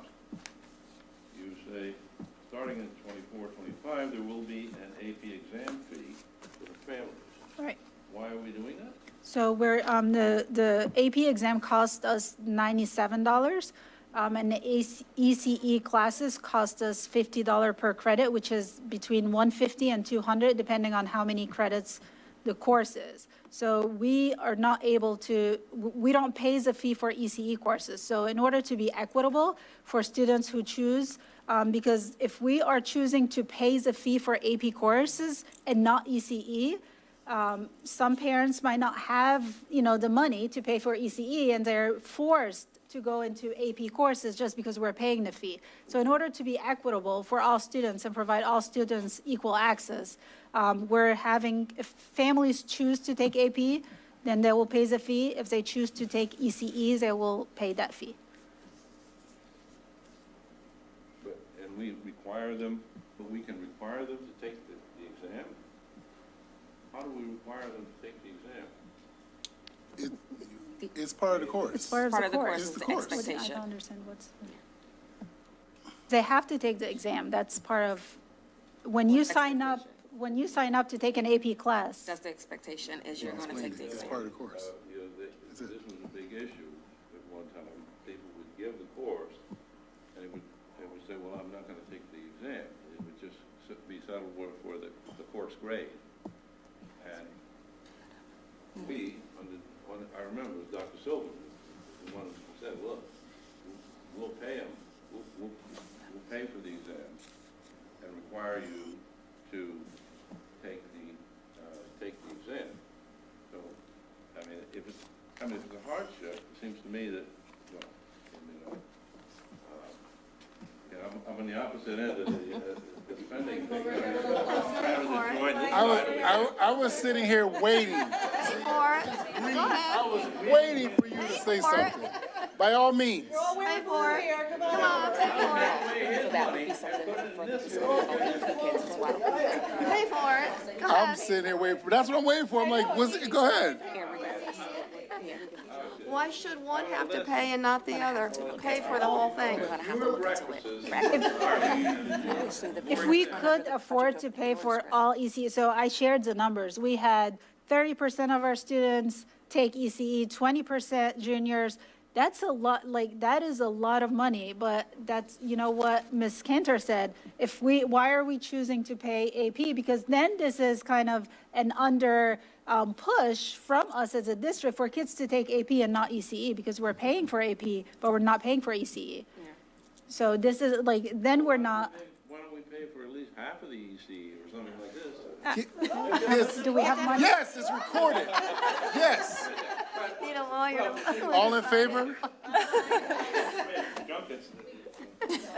What's in that water bottle? Right? That's something I think they should pay for. Could we have a kind of an estimate of what it would cost? Let's say if we paid for everything, if we paid for half, if we just paid for, give the same amount of, we'll pay for half of the ECE or something. This is all recorded. Right? So right now, I just gotta know some numbers. Just pay the equivalency of the AP for the ECE, because the ECE is more. Right. Okay, then Exactly. That's all I'm thinking. I just wanted to add, I think unless Dr. Hill could correct me or Dr. Hayden could correct me. So when I first got here to Windsor 11 years ago, the tests, the AP tests were being paid for through the Project Opening Doors grant, which was a large state grant. Now, I don't know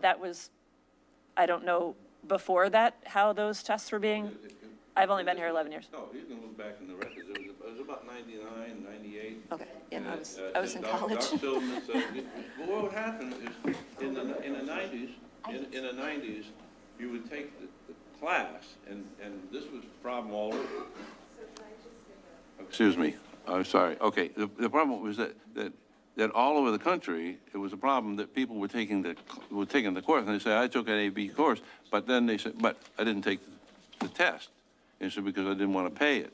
So that's when the board said, no, if you take the class, you will take the test, but in order to make this so that you don't have to pay that fee, well, then, we still pay for the teacher. That's the big cost. But, we had that decision was made then. Now, I understand, I know Bill Gates or somebody came in with a bunch of money and said this, said we'll pay it or something.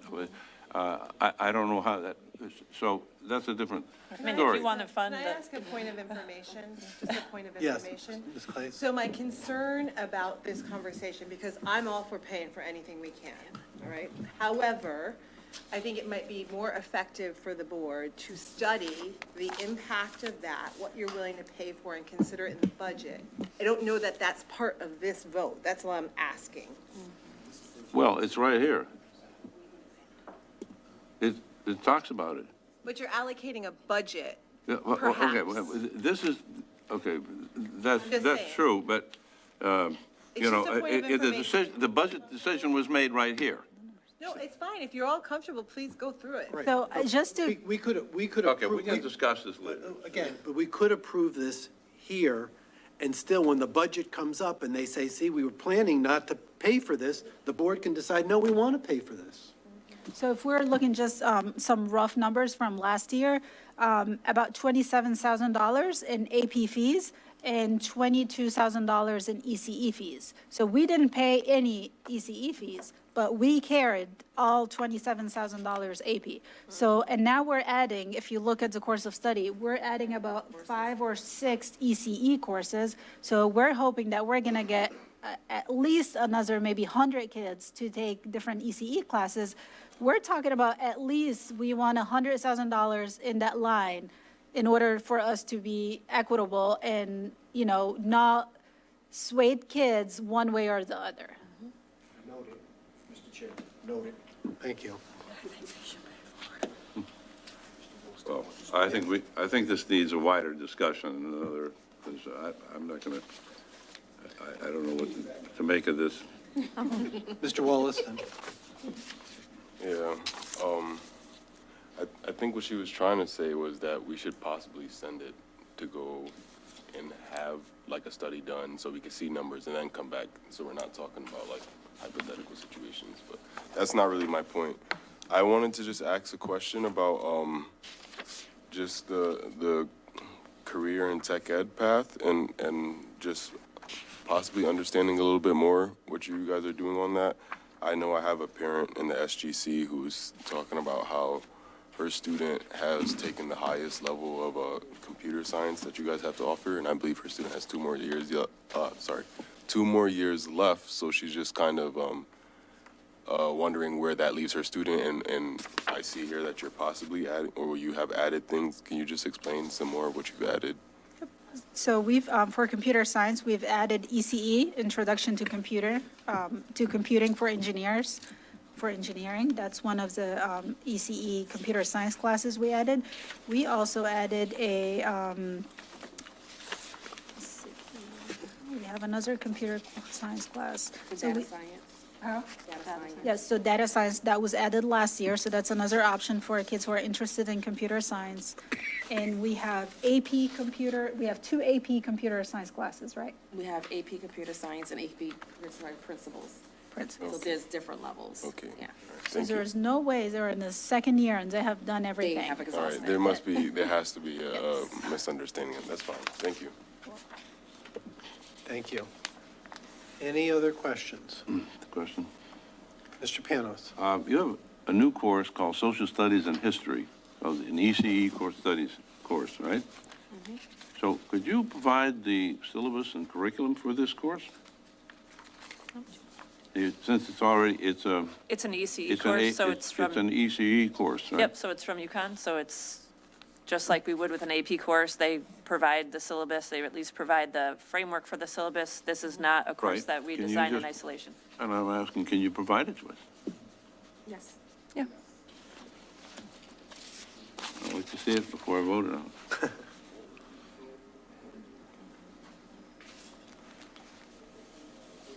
Any other questions? I don't know, was there a motion, Mr. Lockhart? Yeah, we're in the process of a motion approved. Motion was made by myself, second by Second, Ms. Ms. Taylor. That we approve proposed changes to the Windsor High School 2024-2025 program of studies as a first reading and waiving the second reading. May I offer a replacement amendment, motion to drop the waiving of the second reading?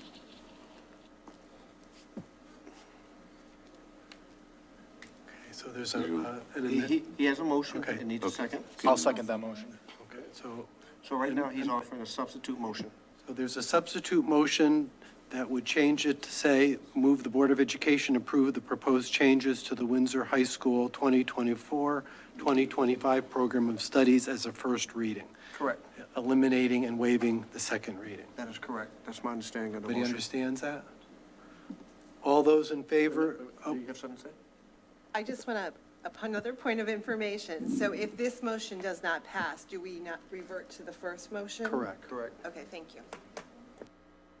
All those in favor of the motion, say aye. Aye. Aye. Opposed, nay. Nay.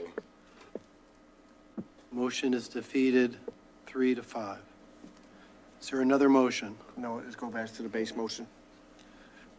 Okay, so the motion, the original motion indicated waiving the second reading. That's correct. All those in favor of that motion say aye. Aye. Opposed, nay. Nay. Abstention, motion carries 5-3. Excuse me, I think does this take a 2/3 vote? No. The program of studies doesn't So take? waiving the second reading, does that take 2/3? I think the waiving of the the waiving does. The waiving does. So the Would you motion, like to go back to the first? No. Mr. Lockhart. I'm sorry, I speak through you. Mr. Lockhart. I believe the question that Mr. Panos is asking is of bylaws procedure. In order for something to, of this nature, it has to be 2/3 majority. I believe he is correct. So therefore, do we need to re-vote? Or it'll automatically, It'll come back. No, wait a minute. 2/3. You have to round up. You need a whole human. Yes. Jolene, come back. So, Mr. Panos is correct. It's a bylaws. It requires 2/3 to waive any process of the bylaws. Mr. Panos is correct. so do we need a new motion? No, the motion is the motion. If the vote has been taken, in my opinion, it's 5-3, so the motion is defeated. Okay. So the motion is defeated. So the motion would have to then, in order to accept this, we would have to accept it as a first reading. So it's being accepted as a first. No, there's been no action right now. Okay. Can I make a motion? We accept it as a first reading. Is there a second? Second. Thank you. Discussion. Is it, the only So I discussion? think what I'm understanding is that regardless of what we want to do, we're not going to get to 2/3 based on our numbers. So we have to accept this. If we want to accept it, okay, but if we don't vote on this as a first reading, it comes back to the board again as a first reading. Correct. Okay. That is correct. Okay. So, Mr. Lockhart. with that being said, Dr. Hill, can you answer what effect would this have on you as the superintendent as of right now if this does not come back for a second reading, or we stop it even as a first reading? Can you speak to that? Well, I will ask Ms. Fudge or Dr. Haiti or Ms. Feynman to actually answer. But since kids aren't doing scheduling right now, nothing today, but it's coming up quick, so. Right, so the reason we did ask for a waive for a second reading is the process that it takes for us to actually create the entire process of course selection, doing all the scheduling prep in order for us to start scheduling for next year. Was the understanding that, there might be a new board in November, with new people who were not maybe part of this conversation, and was the time frame that we're working with to get our material ready for the program of study to get printed, for parents to to get a copy. All of this does require time. And that is the reason why we did ask for us to waive the second reading so we can get going. Sorry. Is it possible that we could approve some of this as a first, you were going to say that? Yes. And eliminate the courses that are concerns and the EC fee, but move forward with everything else? Are you asking? I don't know, He's asking Paul through me. I think if we had just Paul, gone through. Mr. Panos through me. Well, I think if we just accept it as a first reading, and then you're more than likely, it's going to pass in the second reading. It's just, A month from now. yes, it's a month from now. When, Yeah, I mean, we have these readings for a reason. But all they was asking, Mr. Panos, was if there's specific things that your Yes. caucus is objecting to, can we carve those out and accept the ones that you're not objecting to as a first reading without a second, and then carving out ones that have to come back for a second reading? Well, I would like to see the ECE course that I just saw. I think that's the main one. I mean, there were a lot of things but that's probably the main one, so you can carve that out. American Studies. Okay? Is there anything else? The social studies one? Yes, that's the one. That's the one that I Right. wanted to see. So, That was the only one I had a question on. Only requested. Be clear, when I'm people, so you want to see the course, like he asked for the Yes, syllabus. Yes, From please. UConn. And, well, They should have it. But I just wanted to question though, like, so once we see it, it's not our, curriculum. No. So what's the question? Right. Okay. Nothing we could change to You're it. not gonna change already. But I would just like to see it. No, you just bring it. I'm gonna ask the parliamentarian if there's, Good It's Lord. not petty, it's UConn course. It's a UConn course. It's not anything that, you don't have to get all upset. It's ridiculous. I'm not upset, I just like to see it. Not you, him, because if he hold didn't on, say it, you hold would on. have said it. Wait, one Corny, person Jill. It's at a corny. time. It's corny, because if he didn't say it, you would have never said it, Jill. No, that and was you my know it. question. Point of order, that was my question I had with him, and I discussed it when we caucused. That was my question, I brought it to him last night. But you didn't say And it so today. this is a new class. This is not being taught currently, correct? Not being taught currently, no. Again, Mr. Lockhart, is there any But you can't change history. reason that we could not carve that course out for the second reading? I don't think so. At the end of the day, it'd be my recommendation that in order to waive the second reading, it requires 2/3 majority. To get the first reading, it appears that it will pass. And then the second reading will just require a simple majority because you've already had the mandatory second reading. So that's why I asked the question of the superintendent, does he need that done now?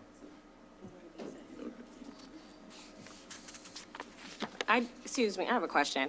I find it really disrespectful to these students and to these educators who have put all this work in, and it needs to be passed so that they can make the edits so that these offerings can be made for these students, and we're being held up on a course of the curriculum that we didn't even write.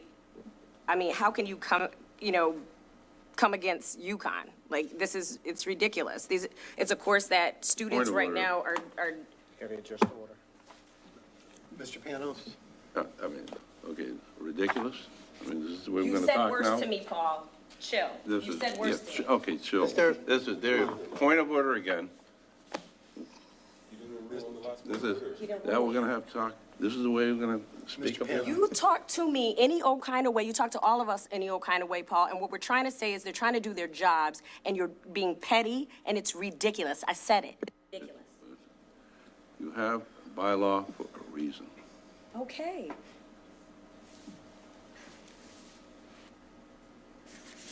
So at this point, there's no motion on the floor. No, no, that's right, I thought he made the motion Made the already. motion. There's a motion, I believe, made by Mr. Panos and second by Ms. Cantor. To accept it to as a first reading, As a first which is the reading. way it should be. That is the motion.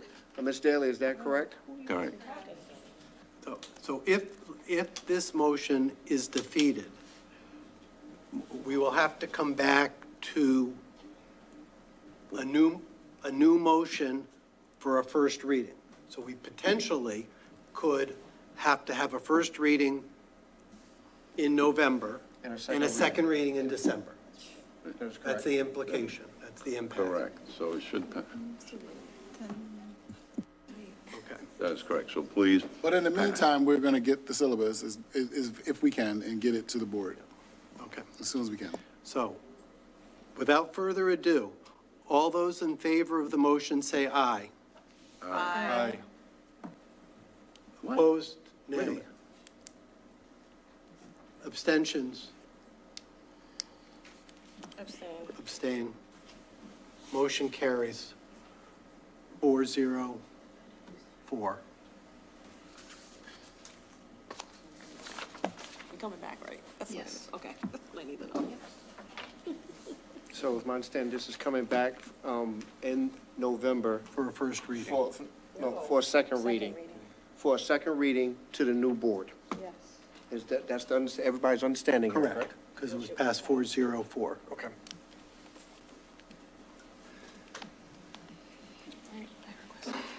We're good? Thank you. Thank you very much. You're welcome.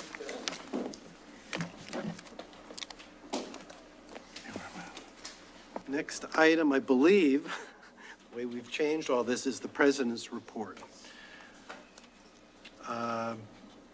I've been trying to attend fall sporting events. Unfortunately, I've not been as successful in the past, but I have made it to girls volleyball, who are doing great. It's been a difficult couple weeks in Windsor with several deaths.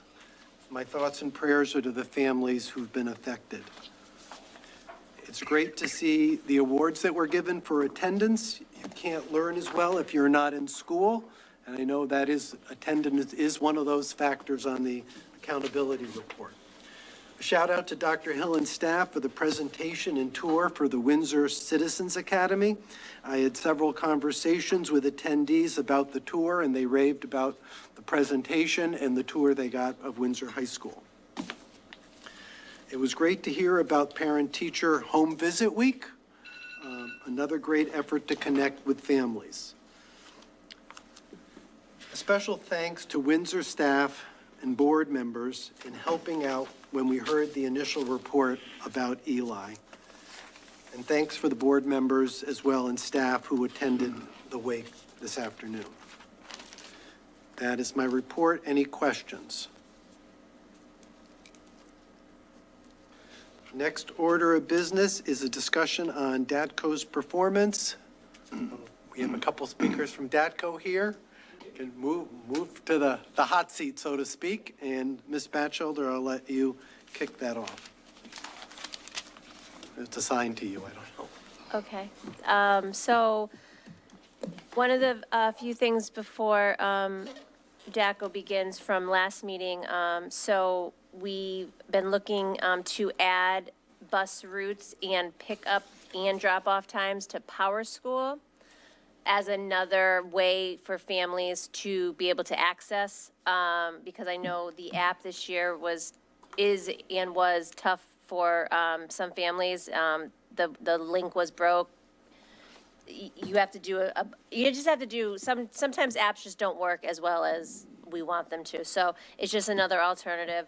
And we're also going to begin to change our language from, instead of saying, bus 8 is 20 minutes late, we're saying bus 8 will be up to 20 minutes late because of the tiers, and it just gives a little more room. And then we are also providing another training for admin assistants on ThrillShare in order to do the robocalls. We've learned, once we look back into ThrillShare, a lot of the robocalls were going to the whole school instead of just certain buses, which doesn't help us with, when buses are on time, those families do not need to get the calls that their other buses are going to be late. So we are going to be retraining our admin assistants for that. And the last one is myself and our transportation coordinator. We just received GPS access for all the buses. So what DACO has access to for where a bus is at any given point in time, we will be able to actually look that up as another way. If they can't reach DACO, a family, they can call central office as another touch point, and we can let them know where that bus is, an approximate time that the bus will arrive at the stop. So if DATCO hadn't yet reached out to families, will you have the ability independently to send a message out to parents on that route? No, this is just for if a family, because the terminal is very busy in the morning. If they can't get through, now they have an alternative to call us, and we actually could do more than just say we have to call DACO. We can look it up as another way of researching it. Okay. So I'll hand it over to questions by you to DACO directly. Let me first kind of kick this off and thank you for staying later than originally on the list as far as time goes and order goes. I want to thank you both for being here, but it's not great that the board felt, and it wasn't a partisan issue, that we wanted to hear from you about the performance this year. We know in the beginning of the school year, it's always difficult. I remember standing day one with Ms. Batchelder in front of Oliver Ellsworth with some parents waiting for their students to arrive, and there was a little mix-up that day. but we're now almost 2 months into this, to the school year, and we're still hearing from parents, and we actually have 3 parents here who have students in the schools, who see it not only firsthand, but many people who might be waiting with them know that they have kids in the district. I know Ms. Cantor, Ms. Taylor, and Mr. Lockhart are in that situation, and they get a lot of questions. They get probably more questions than I get from parents, but I still hear from them as well.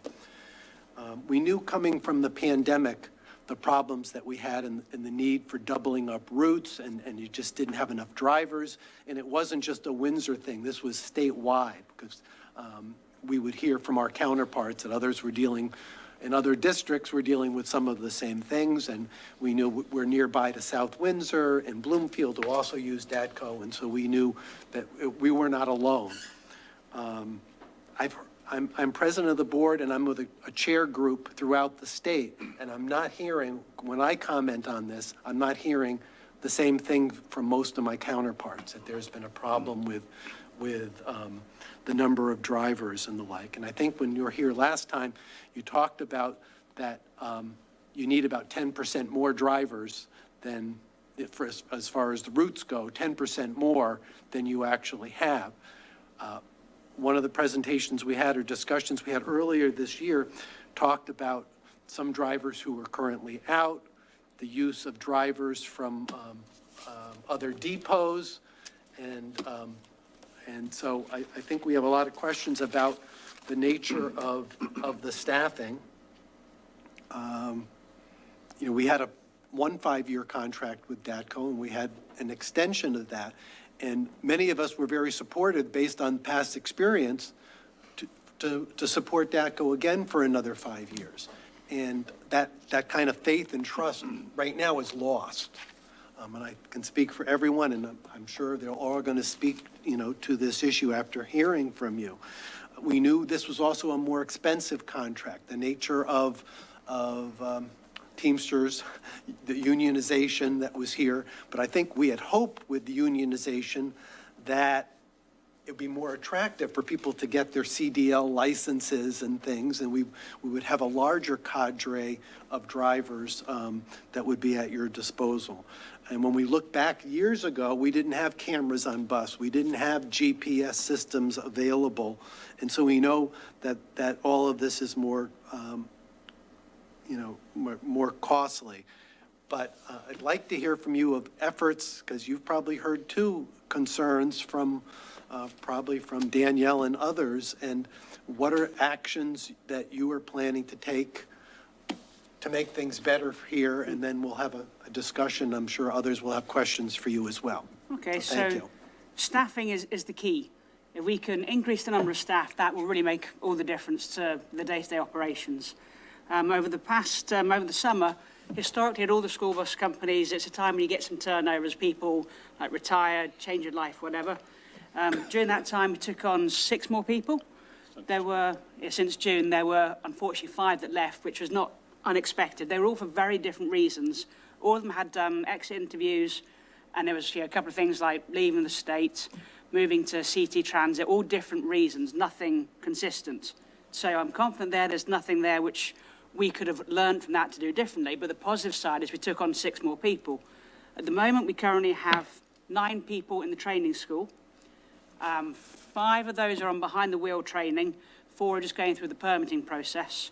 To try and make our training more attractive, we've moved on to paid training here, which is something which we didn't do historically.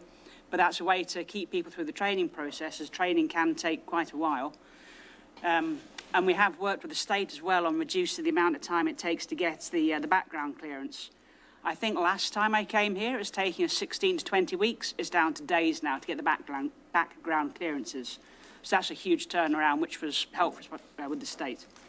So we've made some significant movements there. We do have a collective bargaining agreement with the Teamsters. And when it was made, it was obviously agreed on by both sides. It was in a different financial climate at the time. And so whilst we thought it was the right thing to do when we proposed it and it was agreed by the Teamsters, we now feel that it is holding us back, and I have made a couple of proposals to the Teamsters to address wages. We are still in discussion. So obviously I can't share that, but I would like to increase wages at this point to help improve on retention and recruitment. So that's a number of things that we have done to try to improve the situation.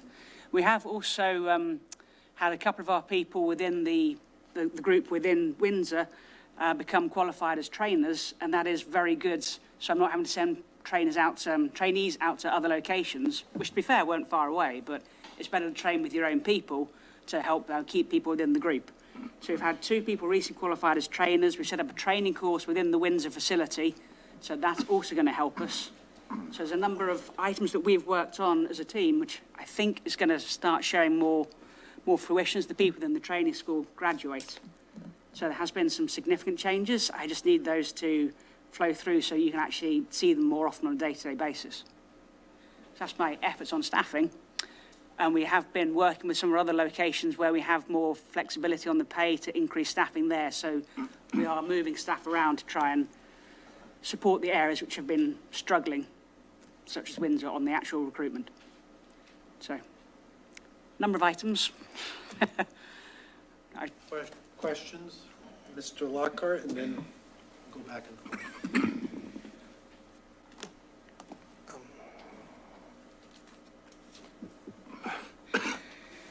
Sorry, I'm just drawing a blank here. A couple things.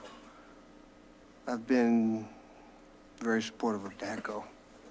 I was very critical of DACO when you came before us last year. Can you speak up? Speak louder. All right, the Eli thing's got me a little going here. So, when you was last here, I was very, very critical of you. And what I heard was there would be improvement. There will be more engagement with the district office. And what I'm hearing here is a total 180 of what I thought was going to be happening.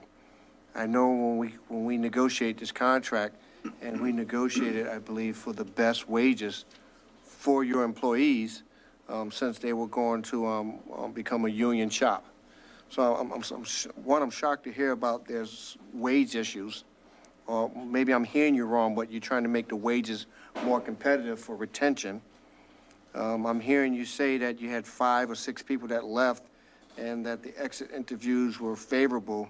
I know of 1 or 2 that at least expressed to me was not favorable. So I'm not sure if there's a culture thing there. One question I have, hopefully you can answer. You said several that are in the training school. What's the total time for a bus driver to obtain a full CDL to be able to drive the buses? To obtain a full CDL, it's going to vary a lot depending on the person. So I've seen people come through in 3 to 4 weeks. I've seen people come through in 10, 12 weeks. Now, because we're bringing them through and keeping them paid, is meaning they're going to be within the class more days of the week. So that's getting them more hours each week. We should get them through on a quicker time basis. Again, it's going to depend on people's skill sets. So I can't make any guarantees on that. It's an individual thing. Right, And the CBA, when we agreed it, we thought it was excellent, and it was a good overall package. But the economic times have changed over the life of that CBA. So there has been significant pressures on wages in every industry. I'm sure you're aware of that. And because we had already agreed rates, we've stuck to our CBA, and I'd now like to pay more. All right, so with that being said, I'm glad to hear Ms. Batchel say that we finally have access to the GPS component of the buses and that we're able to see where the buses are real time. At the end of the day, I believe we're failing our kids. We got a lot of kids that are not getting to school on time, not getting their instruction, not getting their free breakfast, and it's just really, really interrupting the actual school day for the children. And when we got buses that are not even showing up, that's a problem. That's just frankly a problem. Buses that are doubling up without proper, or should I say timely notice, that's a problem. We got a lot of parents that depend on the timeliness of your services so that they can get their paying job and to be able to do what they need to do. So all these minor interruptions are just creating more of a havoc for the district and the parent. And as I said before, I was an advocate of bringing DACO to this district. I was very critical of you last year. I'm even more critical of you today. But at the end of the day, it needs to improve. The town of Windsor is not asking you to improve. We're demanding that you improve. If we were in violation of the contract in any way, shape, or form, it is my humble opinion that you would be holding Windsor Public Schools accountable to the contract, to the full letter of the law. And I believe we've extended a lot of grace and courtesy on this particular matter, and I believe there's been some give and take between you and Ms. Batchelder's office. We have to do better. When I say we, it's all of us. This is a political issue in town. I sit in the majority, so I take the good, I own the good, the bad, and the ugly. And right now, this is ugly. And this is under our leadership, and it's got to change. It has to change. We got kiddos that are waiting on their doorstep for their buses, and at times it takes about a half hour. Parents have to bring their kids in. Even worse than that, they have to, the kid sitting there waiting for a bus, and it don't come. That's totally unacceptable. So we have to do better. When I mean we, I mean this Board of Education, through our superintendent, and to demand any vendor that works for us, engage with our kids, have to do better. I am demanding that DACO does better. I asked you last year to do better. I'm not asking this time. I'm demanding that you do better. It's heard, and we will. Thank you. Questions? I have a few. Ms. Cantor? I have a few comments to make. I'm not happy with you at all, with your service. It's a lack of service. It's undependable, unreliable. You can't make plans. Families lost money trying to drive their children to school. Children lost instruction. You heard what the scores are. You're cheating them out of their instruction. So you're cheating the children, cheating the parents, cheating the taxpayers. It's completely unacceptable. You violated state mandates and you violated federal mandates, the American Disabilities Act, without a phone call to the school and to the parents. Because you had a substitute driver, no one did their job. You owe those families a written letter of apology. You violated those children's rights. I saw my son almost get run down by a truck because your bus driver motioned for my child to go across the street, a state road.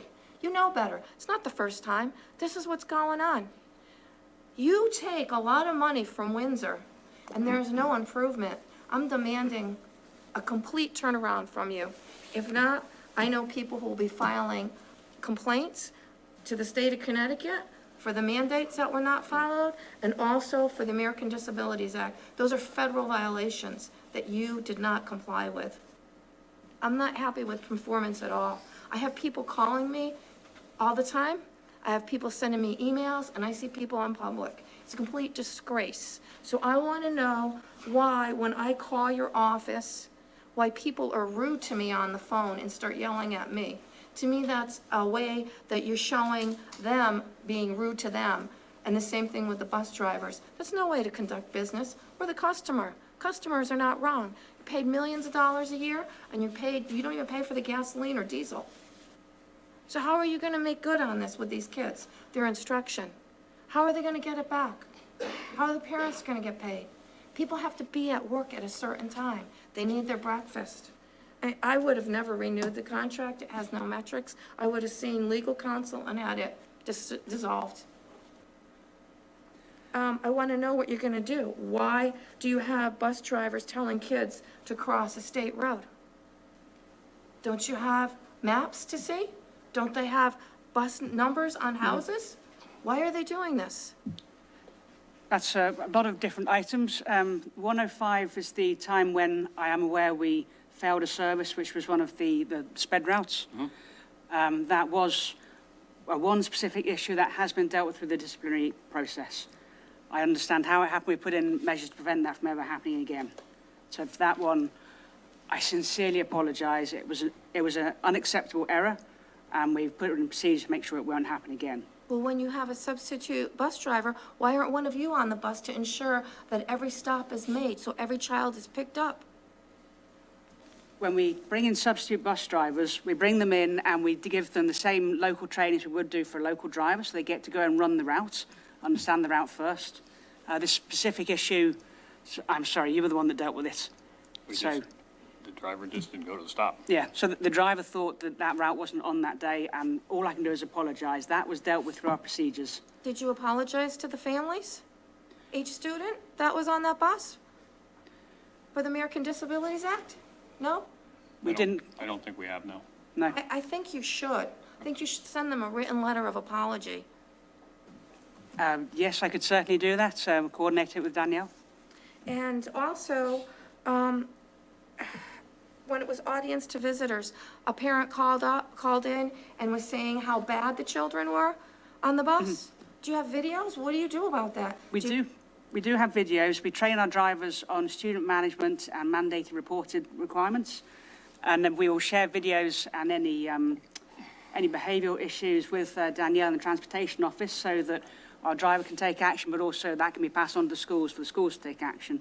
So I need to find out for that specific route if we have reported anything and take a look and see whether or not the driver needs training and if we provide information over to Transportation Office. I'm afraid when the parent was talking, I wasn't there with my pad, so I didn't write down her house, so I don't know what the bus number is.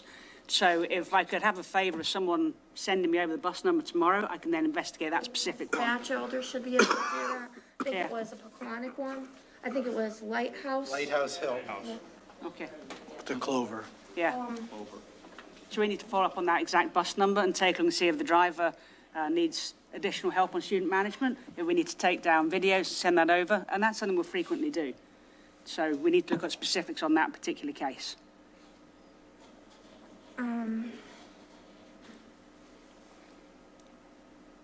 Now, I've seen people drive past the stop signs when the red lights are on the bus and the red stop sign's out. How do you handle that?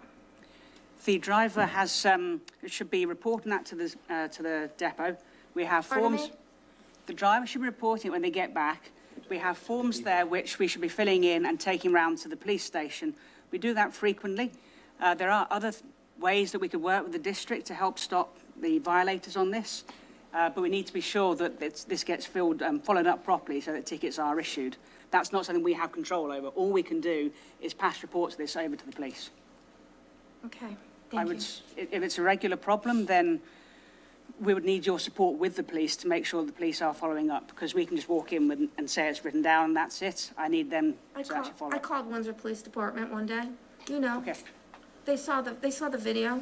They saw the illegal stops, having children walk across a straight road to get on the bus. It was multiple once. I hope it never happens again, because if a child loses their life, I guarantee you, you'll be sued. Which state road are they crossing? 159 Palisado Avenue, heading northbound. It was a while ago. You should know, the police department contacted you and reviewed the video. You should have all that on your records.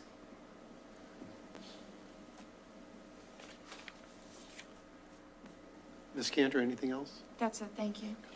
Mr. Wollaston. Yeah, so I'll share a little bit about myself. In April, I will be getting married. Congratulations. Thank you so much.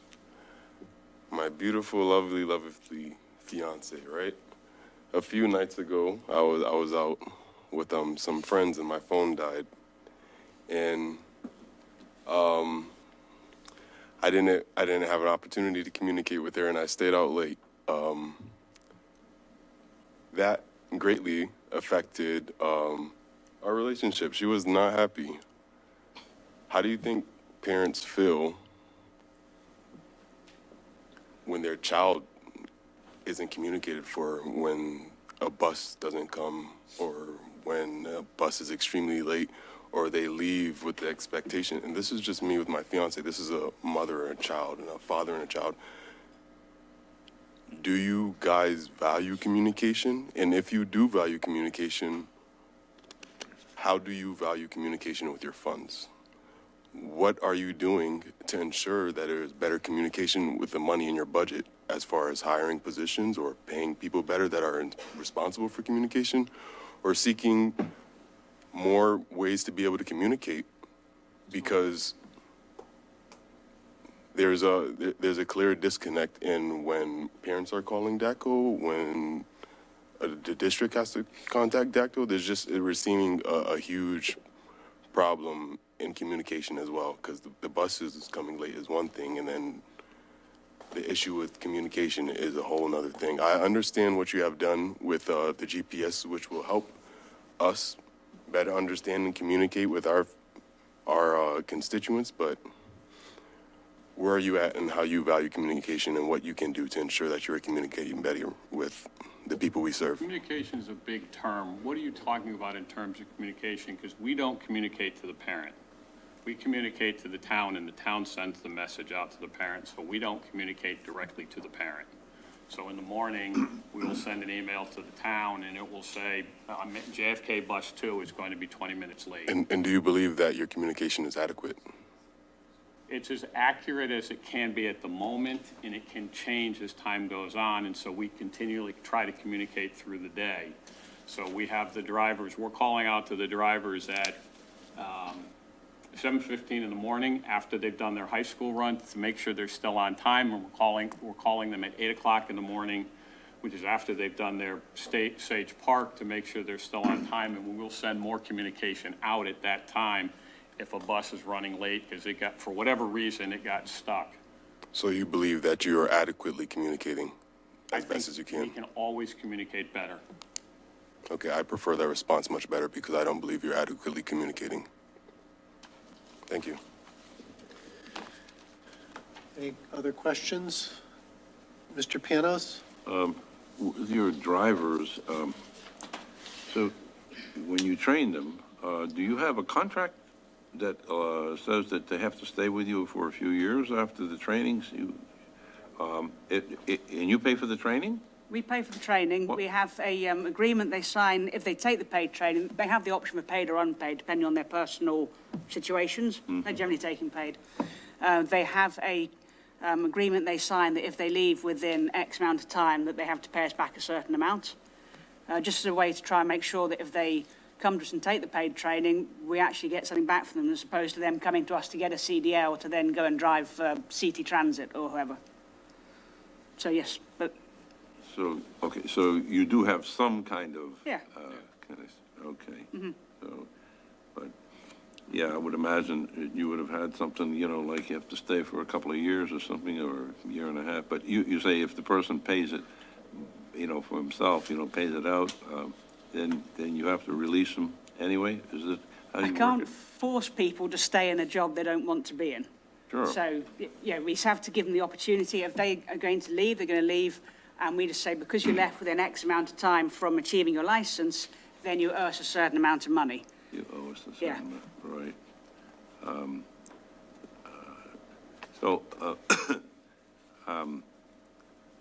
When drivers are, you have a driver who's not familiar with the route, do you give them time to learn a little about the route so that they can, you give them a little something? Yeah, so there was a driver that just passed his test in Windsor, like 1 week ago. And he spent a whole week learning his routes with one of our longer-term drivers who's been there 20 or so years, so that he could get used to both the routes, the individual kids that are on there, and build up his confidence. And then we were there on Monday serving breakfast. It was his first day doing the route on his own for the first time. He was so proud of himself. So it's not just training to get a CDL, there's getting the technical capability to drive a school bus, and there's being in place mentally, understanding the routes, understanding the kids, student management and student knowledge. So there's a whole lot more than just achieving a CDL, and we have that in place. So if somebody has to emergency come in, next day, how do you handle that? I mean, do we have for example, do they have a screen that they see where they have a map or something like it with all this stuff is put in the computer, right? Yeah. So So- it should be, I mean, if you're, just like you can anybody can dial in an address and it'll give you the shortest route or the route that you want, but you have all the route put there. So, I'm trying to understand why a driver, it seems to me even I might be able to drive from one house to the other and know which is you know, a busy highway that kids shouldn't cross, if, you know, or which was a side street where it doesn't make a difference. But, you know, why, and why wouldn't you have a screen there? Because if he's gonna have to refer to it anyways, if he have a piece of paper or something to know where he's going, how does that work? So the majority of routes are operated day in, day out by the same driver all the time. So once they've learnt their route and they've done their dry runs before the start of schools, the screen becomes useless to them because they're doing the same thing all the time. We have spare drivers who are people who've been around for a long time, know the town well. They'll be the ones to jump in if somebody calls off sick because, to be honest, it happens, we're all human. So the spare driver is the one who should be jumping around and helping out. You only get to be a spare driver if you're someone who we're confident in and doesn't need to do a dry run for every single place. The route sheets that we have that are printed out, they have turn-by-turn directions with like symbols to say you're turning right and make it very easy to see from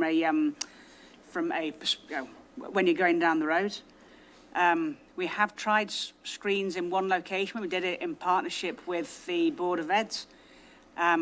It was not, the drivers didn't use them well. We didn't go down well. The problem you have sometimes with a GPS is by the time the signal goes up, comes back and comes down, the bus has moved a great period of time. We tried them, I did them in another town, I rode the bus while the driver went. At one point in time, screens were illegal in buses because they were considered distracted driving, so you couldn't put them in a school bus at all. I believe you can put them in now, but they can't be on all the time. Yep. So we put a 5-second delay in it. Can't be, why? It's illegal to have the lit screens where a driver can see them in a school bus because it's a distraction. So they can have them on when they're sitting stationary. It changes every so often, but I'm pretty sure they still have to be black within the state of Connecticut when the bus is moving. Okay. So They you can have a talk voice. to them, they can't see it.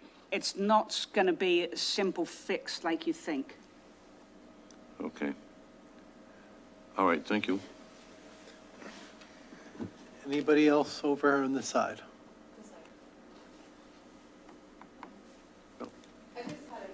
I just had a few questions. So the thing that I might consider is that we're using a new terminology in when we talk about customers, and we're really starting to talk about customer experience. And so we may want to consider that about how you create a better experience for your customers.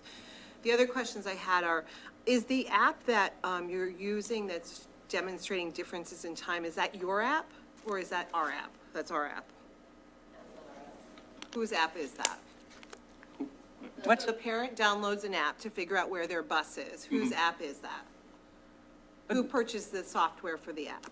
Who registers your buses? So the app at the moment does not show you where the bus is on a map. The app shows you what your scheduled pickup time is. Okay, so let me talk about this.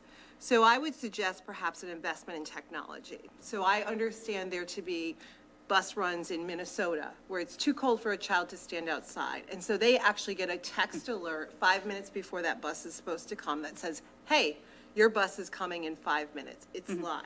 So I'm suggesting that there's perhaps other products with the technology being like it is now that you might want to look into.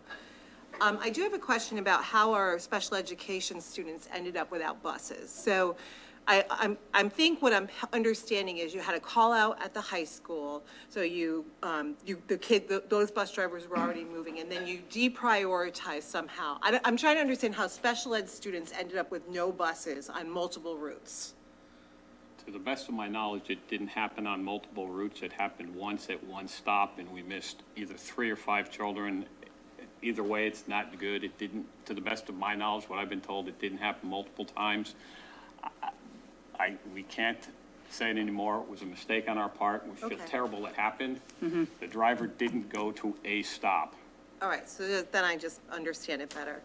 And then can you tell me a little bit about how you communicate safety standards to your staff? How regularly, what's your safety protocol program? How much information do they get about the safety protocols they're supposed to follow? So by law, to retain your CDL license, you have to have 6 hours of safety training. So they go to monthly safety meetings. They take about an hour.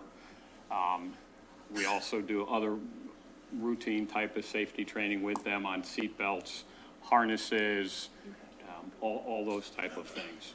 All right, and so then the last thing I would suggest is that perhaps you provide safety awards or safety bonuses for your drivers. That doesn't include negotiating with the Teamsters. We to do. so. This week is School Bus Safety Week. School Bus Safety Week, and any driver who went all of last school year without having an accident is given a $50 gift card.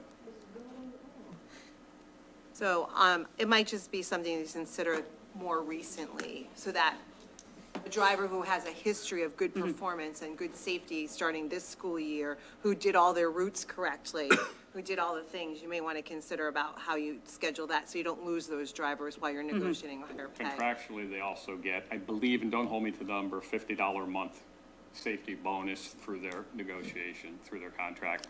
Well, I hope you're a person who let the student cross the street didn't get one. All right. Just on another note, you talk about a parent app. We are exploring it with our present routing software. We're working with them right now to see how that works. We're testing it in some locations. Not prepared to put it out in Windsor until all the bugs are worked out, because I don't want to put a product out there that half works. And when we do put the product out, we're all going to have to understand what it does and what it doesn't do, because nothing's 100%. Great, thank you. Mr. Halleck and then Ms. Taylor. Thank you. I just want to piggyback off what Ms. Clay said regarding special education students. You know, when the bus doesn't come or they're late, you know, whether it's 20 minutes, hour, that's obviously very disruptive for their day, but not only for them, but their peers who are already at school on time and see their fellow classmates come in, and that's very disruptive, as well as they're coming in and getting themselves ready for the day. So that's another big disruption that we have with buses being late. So to me, it's a domino effect, and you know, we obviously have state and federal mandates that we have to meet for our special education students regarding being in the classroom, and if we can't get our students there on time, you know, we're obviously not meeting those. That's very, you know, disappointing for me, and I think for the whole board. Personally, I feel if this board took a vote of no confidence on you guys, it'd be 8-0 against you. I'm very, very disappointed in the communication that we've had with DACO.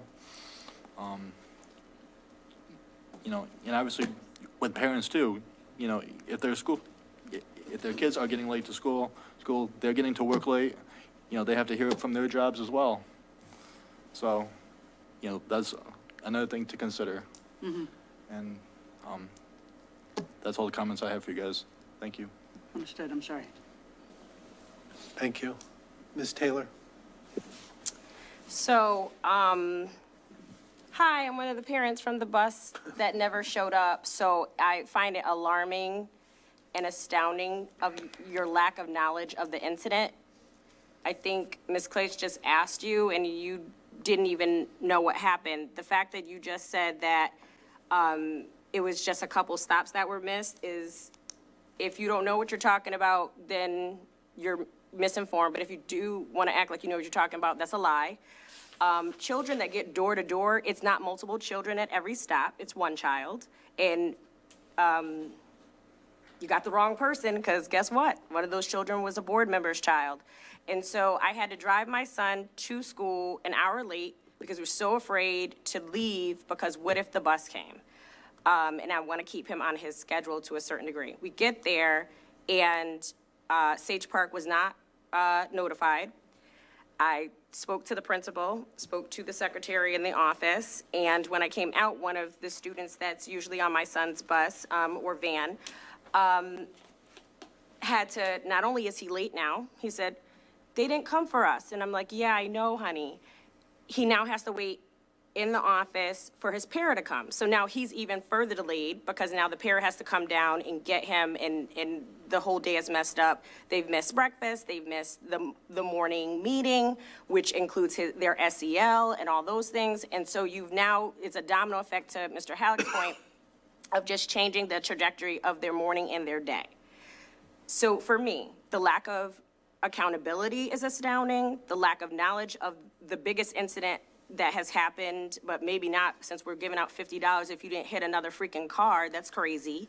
The bar is set so low, but for me, from my purview, if we stop paying you tomorrow, you call your attorney, right? If we stop paying you, I think we would probably buck up and think of some things. We're all looking into it. I know there's contracts and everything like that, but you're breaking the contract almost every day. To Ms. Cantor's point, a child could have been hit. I don't know if you're waiting for like a class action lawsuit. I don't know if you're waiting for me to sue or whatever the case may be, but I don't think we need to do that. I think we need to get out in front of it. I'm not here to browbeat. I'm here because it affected me personally, and I get calls every other day from other parents. And when it affected me personally, it really made me upset because my child is protected class. So when his door-to-door doesn't happen, that's a problem beyond, an inconvenience. This is literally you breaking the law, and I think you really need to think about it. I don't know if you should have brought an attorney, but I'm not feeling it. Your thank yous are hollow for me. Your oh my goodness, we should have done better, we'll do better next time, it's just hollow, it's just empty. And empty promises, because to Mr. Lockhart's point, the last time you came, it was just a lot of, we're gonna do better, we're gonna do better. I don't think this is a hiring issue. I really, really don't. I think this is an accountability issue. And if you're missing the mark, and we told you before, and we're telling you again, you need to come with more than, oh, somebody didn't show up. If a high school driver did not show up, that means you knew an hour and a half prior to. My daughter's bus comes before 7 a.m. for the high school. My son's bus comes much later than that. So we need to do better. I don't know what I can say besides it's just alarming, just the lack of misinformation and the lack of accountability, the lack of communication from your office to ours. And, I do know people who have left. Your climate and culture, from what I know, is subpar. And I'm finding it's a lot of subpar issues going on over there. That's probably why people don't want to work there. But we need to do better across. And I'll be waiting for my written apology. Thank you. I'm sorry. And you'll get a letter. Thank you. Mr. Panos. Just one thing regarding the graffiti that the speaker mentioned on the bus. Who is responsible for making sure the graffiti written in the bus? The speaker mentioned that on the bus. This was one of the Lighthouse Hill. So I'm not sure if I heard graffiti. Not graffiti, but there was writing, scrawling. I used, that's my. Slurs and swears. Yes, there was writing on, this nasty language. I got the impression it was Spoken words, not written, but I.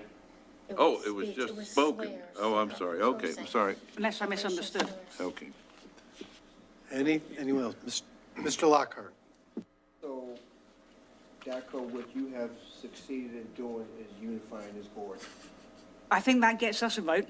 The frustration is that this is not even a partisan issue, even though it's been part of our local campaign. But there's real kids that have been severely impacted in a negative way. And there's a lot, I just need you to hear, again, a lot of instruction is being lost. A lot of parents are taking PTO time off their jobs and dealing with their IEPs and their 504s. It's a severe issue, and all of us are getting calls. And the person that's been getting beat up for it is the superintendent. He is the public face that has been getting beat up about this situation. And it's unfair to him. So, publicly we need to acknowledge that he's taking on stuff that's not his fault. So we're another year into, I believe the term Ms. Taylor used was hollow, and we're past that. If you don't hear nothing else from us, we are failing our kids. I said we, because we as a board are still engaging DATCO as a vendor, when we know DATCO is failing us in several areas. If there's anything internally that needs to be corrected, that's the responsibility of the superintendent. But DATCO, and I have to take some ownership of this because I am one of the few that was here when we hired DATCO. I believe Mr. Panos was here as well, and you were one of the few vendors that filled out the RFP, and you were the best, and you were more expensive. I believe you pay for quality. When you came to us for the contract, when you wanted to hire union stuff, and we were told drivers would be trained, and it would be paid training, it would be a retention piece, we bought into that concept. From what I'm hearing after you've answered all these questions, I'm not hearing that at all. And we know of drivers that have left DATCO. But at the end of the day, I need you, DATCO, to understand that that man right there, Dr. Terrell Hill, has been carrying your water. It's unacceptable. We got kids that are sitting at the door waiting for you. It's wrong. It's just downright wrong. I don't care if it's the perceived genius to the most child that needs the most services from us possible. We are failing every single one of our kids. And you know what? Who's responsible for it? This Board of Education. You know why? Because we the ones that signed into agreement with the contract to utilize you to service our kids. So the electorate has a right to hold us accountable. Mm-hmm. I need you to understand that. It's understood. We understand you might have this little area on lockdown, and First Student got this one, and, you know, correct transportation got this. At the end of the day, I don't care. Do better. Please do better. And I have a daughter on the bus. I've had 3 kids on the bus that have graduated. It has always been a constant issue with DATCO. You got parents out there that can't afford to sit at home and wait for their kids to get on the bus. And if they miss the bus, they're not getting to school. They're not getting fed. There's a lot of things that they're missing. I'm being repetitive because I want it to resonate in your soul. It's got to stop. The next time DATCO comes before me for a contract, I will be a hard no if it's right now. I'm a hard no. And anybody on this board know I don't mind spending good money on high quality, and I've supported DATCO for years. But as of right now, to Mr. Halleck's point, it will be an 8-0-0 vote over no confidence of DATCO. To someone's point, I see DATCO spend a lot of money on advertising at the UConn hockey rink and got advertising all over the place. Invest some of that money into your infrastructure, into your training, and make sure that your culture is right. I don't need to go to a UConn hockey game and see DATCO prominently displayed when we're not delivering to our kids. It's an optic. Thank you. Any other comments? I'll just say this in conclusion, we do care. We do care. We do want the kids in Windsor to get to school on time every day. It doesn't make us feel better to have to sit here and listen to this. It's not what we want to do, and we are trying to get better at this. We're aware of the problem. We're working on it. We'll continue to work on it until we meet you and exceed your expectations. And I know it falls on deaf ears, and I can understand that, but I truly am sorry for what has happened so far. But I can understand, Mr. Chairman, through you, I can understand that because I'm a flawed person. I'm human. I make mistakes all the time. I apologize all the time, but it's what do you do to make it better, okay? I'm not perfect. I'm very flawed, but I own my mistakes and I try to do better. So I'm going to give you a measure of grace and allow you, I gave you that grace a year ago. I don't want to be here, hopefully I'm elected again, and I'm in the seat a year from now, and we're having the same conversation. Now it's a definition of what? Insanity. Yep. I like meeting you, but I don't want to hear this conversation again. I don't either. We will change this. Yep. Thank you. Thanks. President Fury, may I just say one thing? Yep. Batchelder?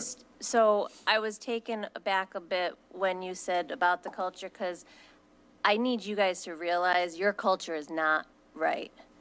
So, and that's a big issue. Because all of the drivers talk to us. Their parents, their families of parents, their, relatives of our parents, they talk to us. It's a big issue is the infrastructure and the management. Okay, Thank you. Thank you for being here. thank you.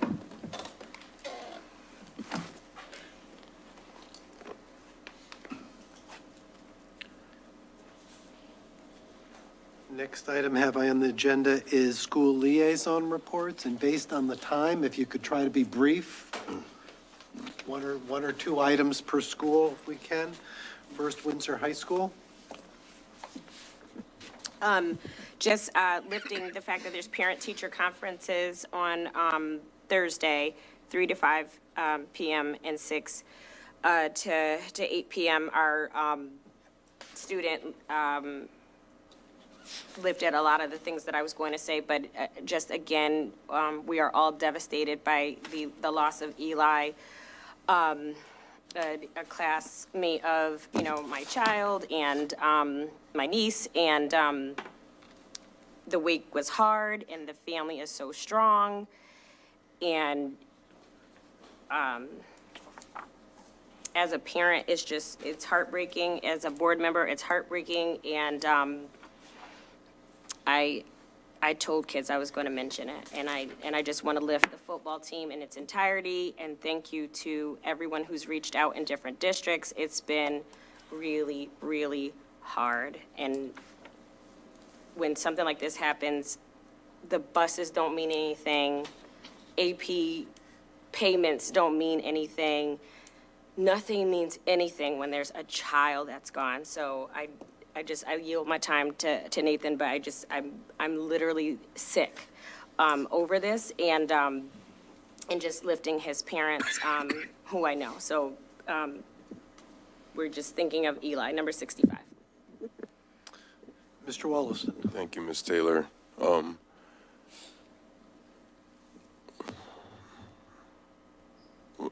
My senior year, I had a friend who got pretty sick, and I just remember, because I did go the following day after this young man passed to the high school, and it was like I was right there again. I had a friend, it was like a hormonal kind of disorder or something, and he got really sick. We all didn't know what was happening. We didn't know if he was going to pass, if he was going to stay or not.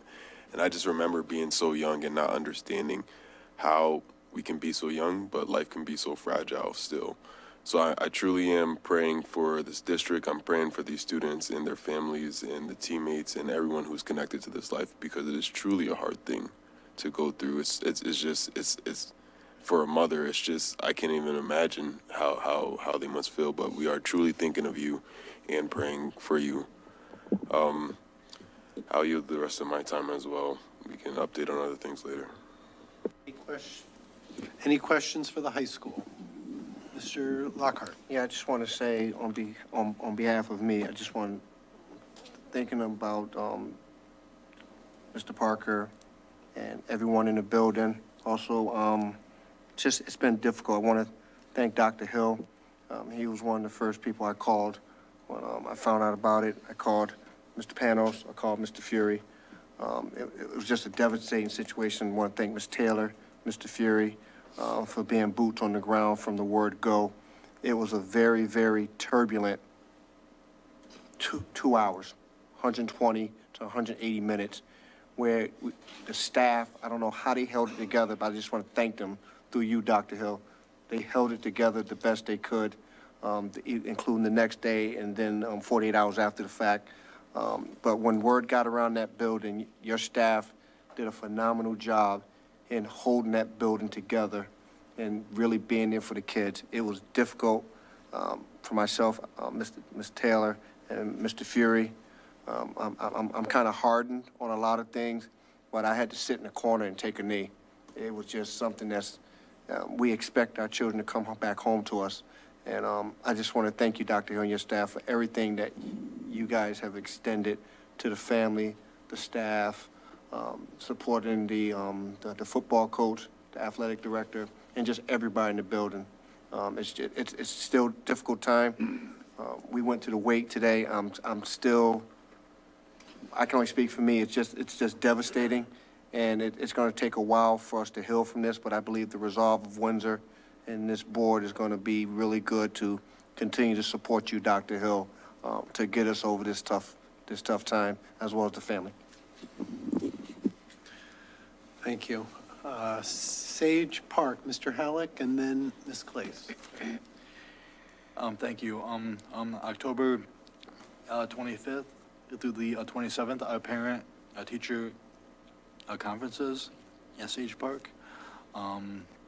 And on Saturday, October 28th, there will be a vendor craft fair, and the proceeds for that will go towards the 8th grade Washington DC trip. The fair is from 9 a.m. until 4 p.m. at Sage Park. And then a reminder that November 7th is Election Day, and there's no school that day. Thank you. That concludes my report. Ms. Claes. I have nothing to add, thank you. Any questions for Sage Park? Clover Street School? Mr. Lockhart. Just a one-liner, just to be brief. I attended Mrs. Lee. She has a new thing called Tea with Mrs. Lee. I was able to sit in on that last Thursday, I believe. And she had about 9 to 10 parents there. And it's similar to the concept of Dr. Hill's coffee talk. It was well attended. I believe she's got something going there with very candid conversations. And I was just very, very happy to be part of that inaugural event. So that's all I got to report for October at this point. Any questions for Mr. Lockhart? John F. Kennedy School, Ms. Cantor. Thank you. On Wednesday, October 18th and Tuesday, October 24th, the students for grade 3 will be going to the Institute of American Indian Studies. They started their field trips again, and I'm sorry, yep. And on Tuesday, October 24th, they're going to do the JFK Run Club Race in New Britain. And Thursday, October 26th, grade 4 is going to the Science Center. November 1st, grade 5, State Capitol and Old State House is another trip, and they're doing fundraisers to raise money for, to support their field trips. Thank you. Thank you. Any questions for JFK? Oliver Ellsworth School. We don't have a representative. Does anybody have a report? Or? No. I'm just to let you know, Mr. the board Lockhart? know that I've been doing office hours in there every Thursday and Friday, as we've been addressing some issues in there. And I did attend the open house for this particular school based off all the issues. And happy to report that all my feedback was positive and encouraging, that they understood that the board was really taking responsibility for it and trying to address the issue and calling the town to task on it. So that's all I got to report. Any questions for Mr. Lockhart? Mr. Panos, Pequannock School. Just mention a couple of things. They're going to have on October 27th, they're celebrating Halloween. They're going to celebrate what they call a trunk or treat. So parents are going to show up and open the trunks, and the kids will dress in costumes and trick or treat from car to car. It'll be after hours, after 4:30. We're going to have Veterans Day celebration observed on November 10th. Children are going to be encouraged to wear red, black, and blue, and veterans will be invited to read a book and share their experiences. Thank you. Thank you. Thank you. Any questions for Pequannock? Next item on the agenda, we're going back to 8, Superintendent's Report. There were a couple items that we did already, but. Thank you, Mr. President. And I will start off, I'm like holding myself while y'all talking. So first, I want to say that, again, we want to keep the Rivera family in our prayers. Today was the wake for Elijah J. Mariano Rivera. And I want to keep saying his name because he's one of our kids. And we lost a kid. I have lost a lot of students in 30 years in education. I've never lost a student while I was there, present with the student. I would love to say it was, something that I could deal with easily, and it wasn't. So today we had the wake. Tomorrow is the funeral. It'll be at Crossroads Church in East Hartford. I will attend. And, we just will keep that family in prayer. And, I want to thank the board for being immediately supportive, right from that day. I thank you guys, Ms. Taylor company, I forgot that there was actually a volleyball game. And I'm glad, I have to laugh, got to make myself laugh, that you guys went to the volleyball game. I wasn't going back in front of no students or anyone else as I came from the hospital. That was it. So I thank you guys for handling that. I actually heard about it today from Coach. He was like, you didn't come over to the gym. I heard from the board members. I was like, you heard though, right? So as long as you guys told them, that was good enough for me. This is tough. When people, Ms. Taylor, you said it actually, right? I listened to us, and these are board meetings, right? I listen to people fuss. I train leaders, and I understand that leaders will always take more hits than everyone else. But the reality is, I had to tell myself before this incident last week that, I am the leader, and I am going to take hits, but I'm the leader. But why am I here, and why do I want to continue to be here? And it's for kids, not any adults. I don't like adults that much. I'm just saying it, right? It's about kids. And so, and I do believe that all 3,200 kids in the district are my kids. I've said it to the staff many times. They're all Hill kids. I don't say that as a cliche. That's what I've said and believed for 30 years in this career, and I'm going to continue to feel that way. So I feel like I lost a child, and it helped me remember why we actually come in every single day. We come in order for them to have it better. Unfortunately, this young man, God deemed it was his time to leave here. So whatever he had to accomplish, he accomplished. And I hope his classmates understand that they will carry on his legacy and the things that he dreamed of that he will not be able to physically accomplish, that they can do it for him. So I'll just leave that there. I want to thank Julene Galinsky and Darlene Clace for serving on the board. Darlene's running away and leaving us. She's going to town council. I don't know if she wants shorter meetings or she just has bigger dreams, but she's leaving us. But thank you so much. I enjoyed your, okay, next thing. You and Julene were kind of similar for that. Julene went on maternity leave and you took it over. It was like, all right, next thing, let's keep moving.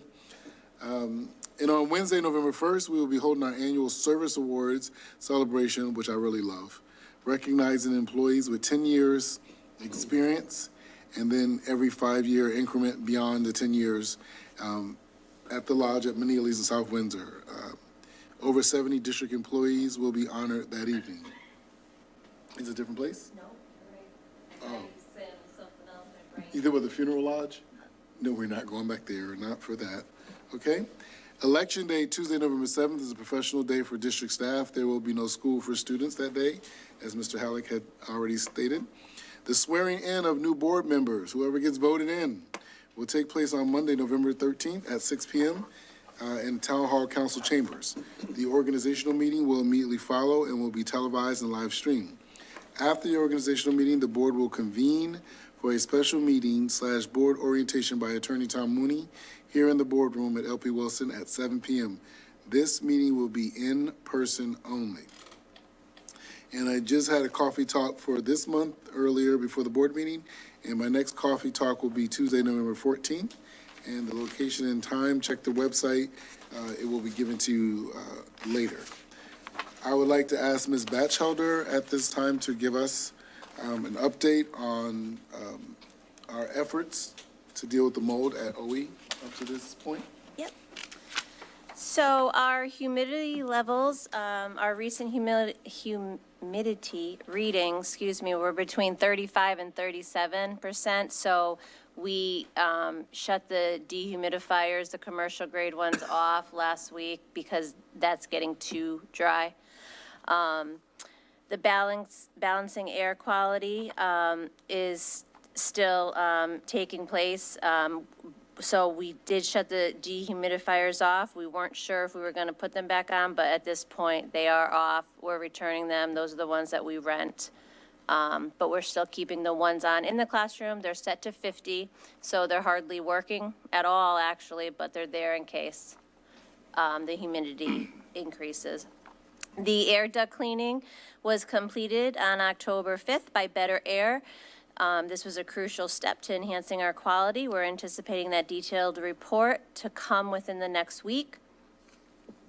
The town, as yesterday we had a meeting, the town has contracted with Van Zelmer Engineers.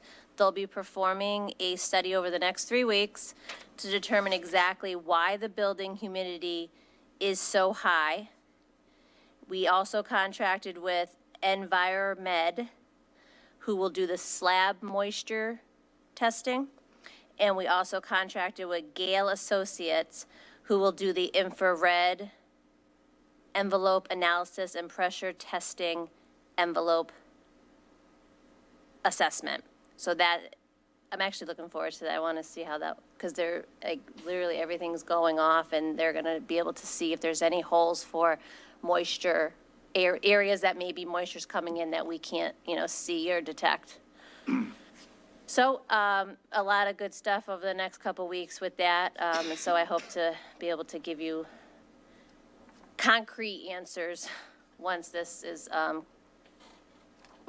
done over the next 3 weeks.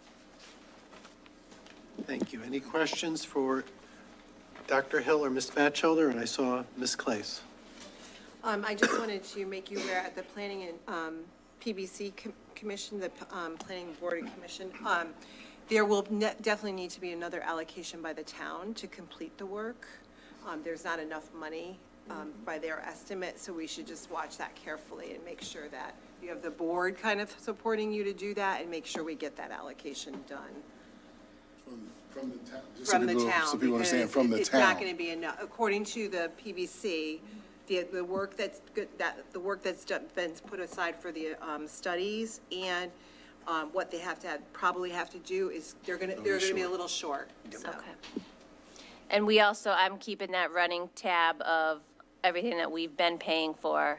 So within the next month or two, Dr. Hill and I will go before the town council to request those funds back.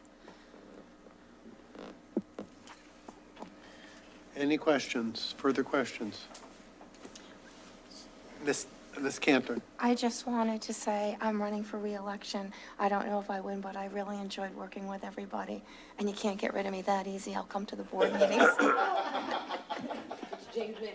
We have Mr. Panos to prove that can happen. Yeah. Okay, next item is committee reports. I believe there are none. I think we'd like to entertain audience and visitors first before we go into executive session. I think that's a good idea.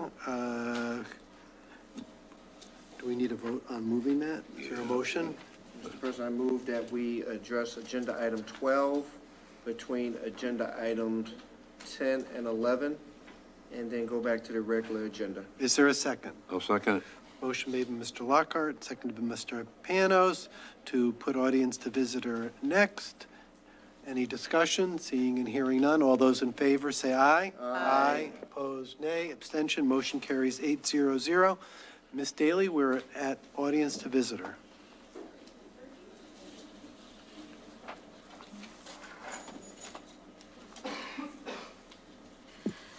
Good evening, this is Robin Daly from the Superintendent's Office. If there's anyone from the public who would like to address the board, you may do so in 2 different ways. If you are using the Zoom application on your mobile device or computer, you may enter your comments into the Q&A feature located at the bottom of the Zoom menu bar. Or you may raise your hand on your computer if your device has a microphone by selecting the participants icon on the Zoom menu bar and then clicking raise hand, or by dialing *9 on your phone. You'll be given 3 minutes to speak. Please state your name and address. When you are called on, you'll be prompted with "You are now unmuted." For clear communication, we ask that you do not place your call on speakerphone. No comments can be made against the employees of the school district or children outside of your own. Thank you. And as we said earlier, the 2.5-minute mark, if there's somebody in the boardroom, Mr. Lockhart will hold up a red card, and at the 3-minute mark, he'll hold it and leave it up. And for people who may call in who can't see, or they're through Zoom and they still can't see, Mr. Lockhart at the 3-minute mark will hold up that card. Is there anybody in the boardroom who'd like to address the board?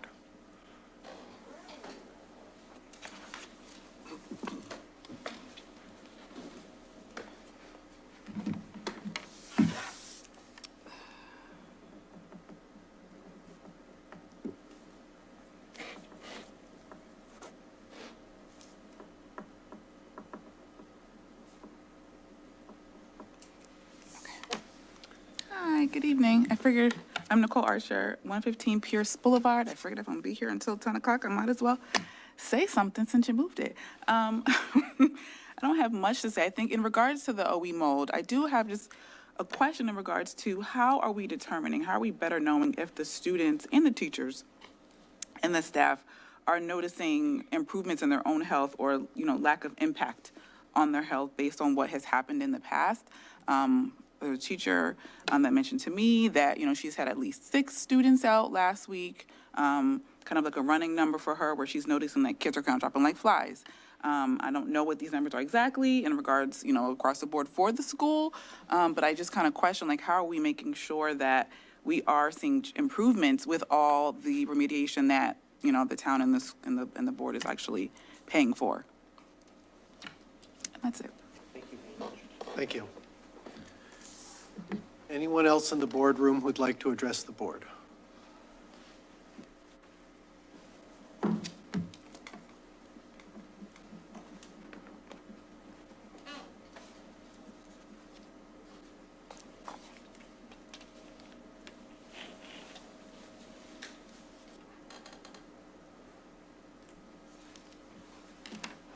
Hi, my name is Becky Jacobson. I live at 50 Lighthouse Hill Road in Windsor. I'm just speaking to the DATCO issue.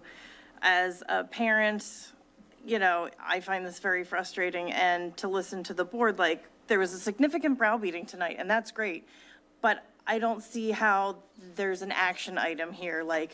We did this last year too, and we clearly still haven't seen improvements. I want to hear as a parent that there's going to be some action taken, that their contract's going to be canceled or something. And if that means I, as a parent, as parents and taxpayers in the school district, I think maybe the contract should be shared so we know what we're dealing with if breaking the contract isn't something we can do. I do believe there's violations, violations of the ADA here present. I think there would be cause.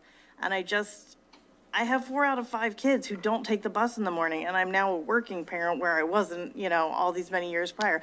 I'm now a working parent, but I still have to take 4 out of 5 kids to school in the morning because the buses are so late. This is legitimately ridiculous. And to have to continue to tell, we're suggesting to DATCO all these things they could be doing, which we shouldn't have to do. They should be able to run their own business and fulfill their contract.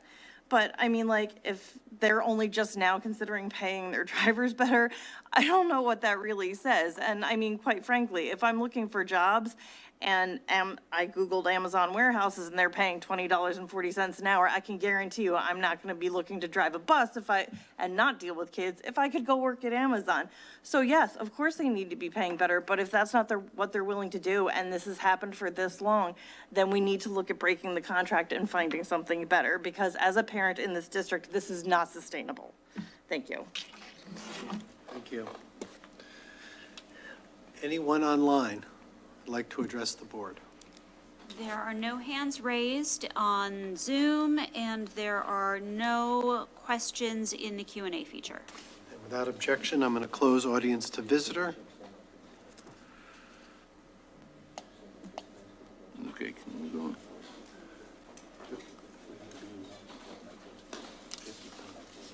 Do we need to Mr. extend? President, Paul, do you think we should extend by 15 minutes?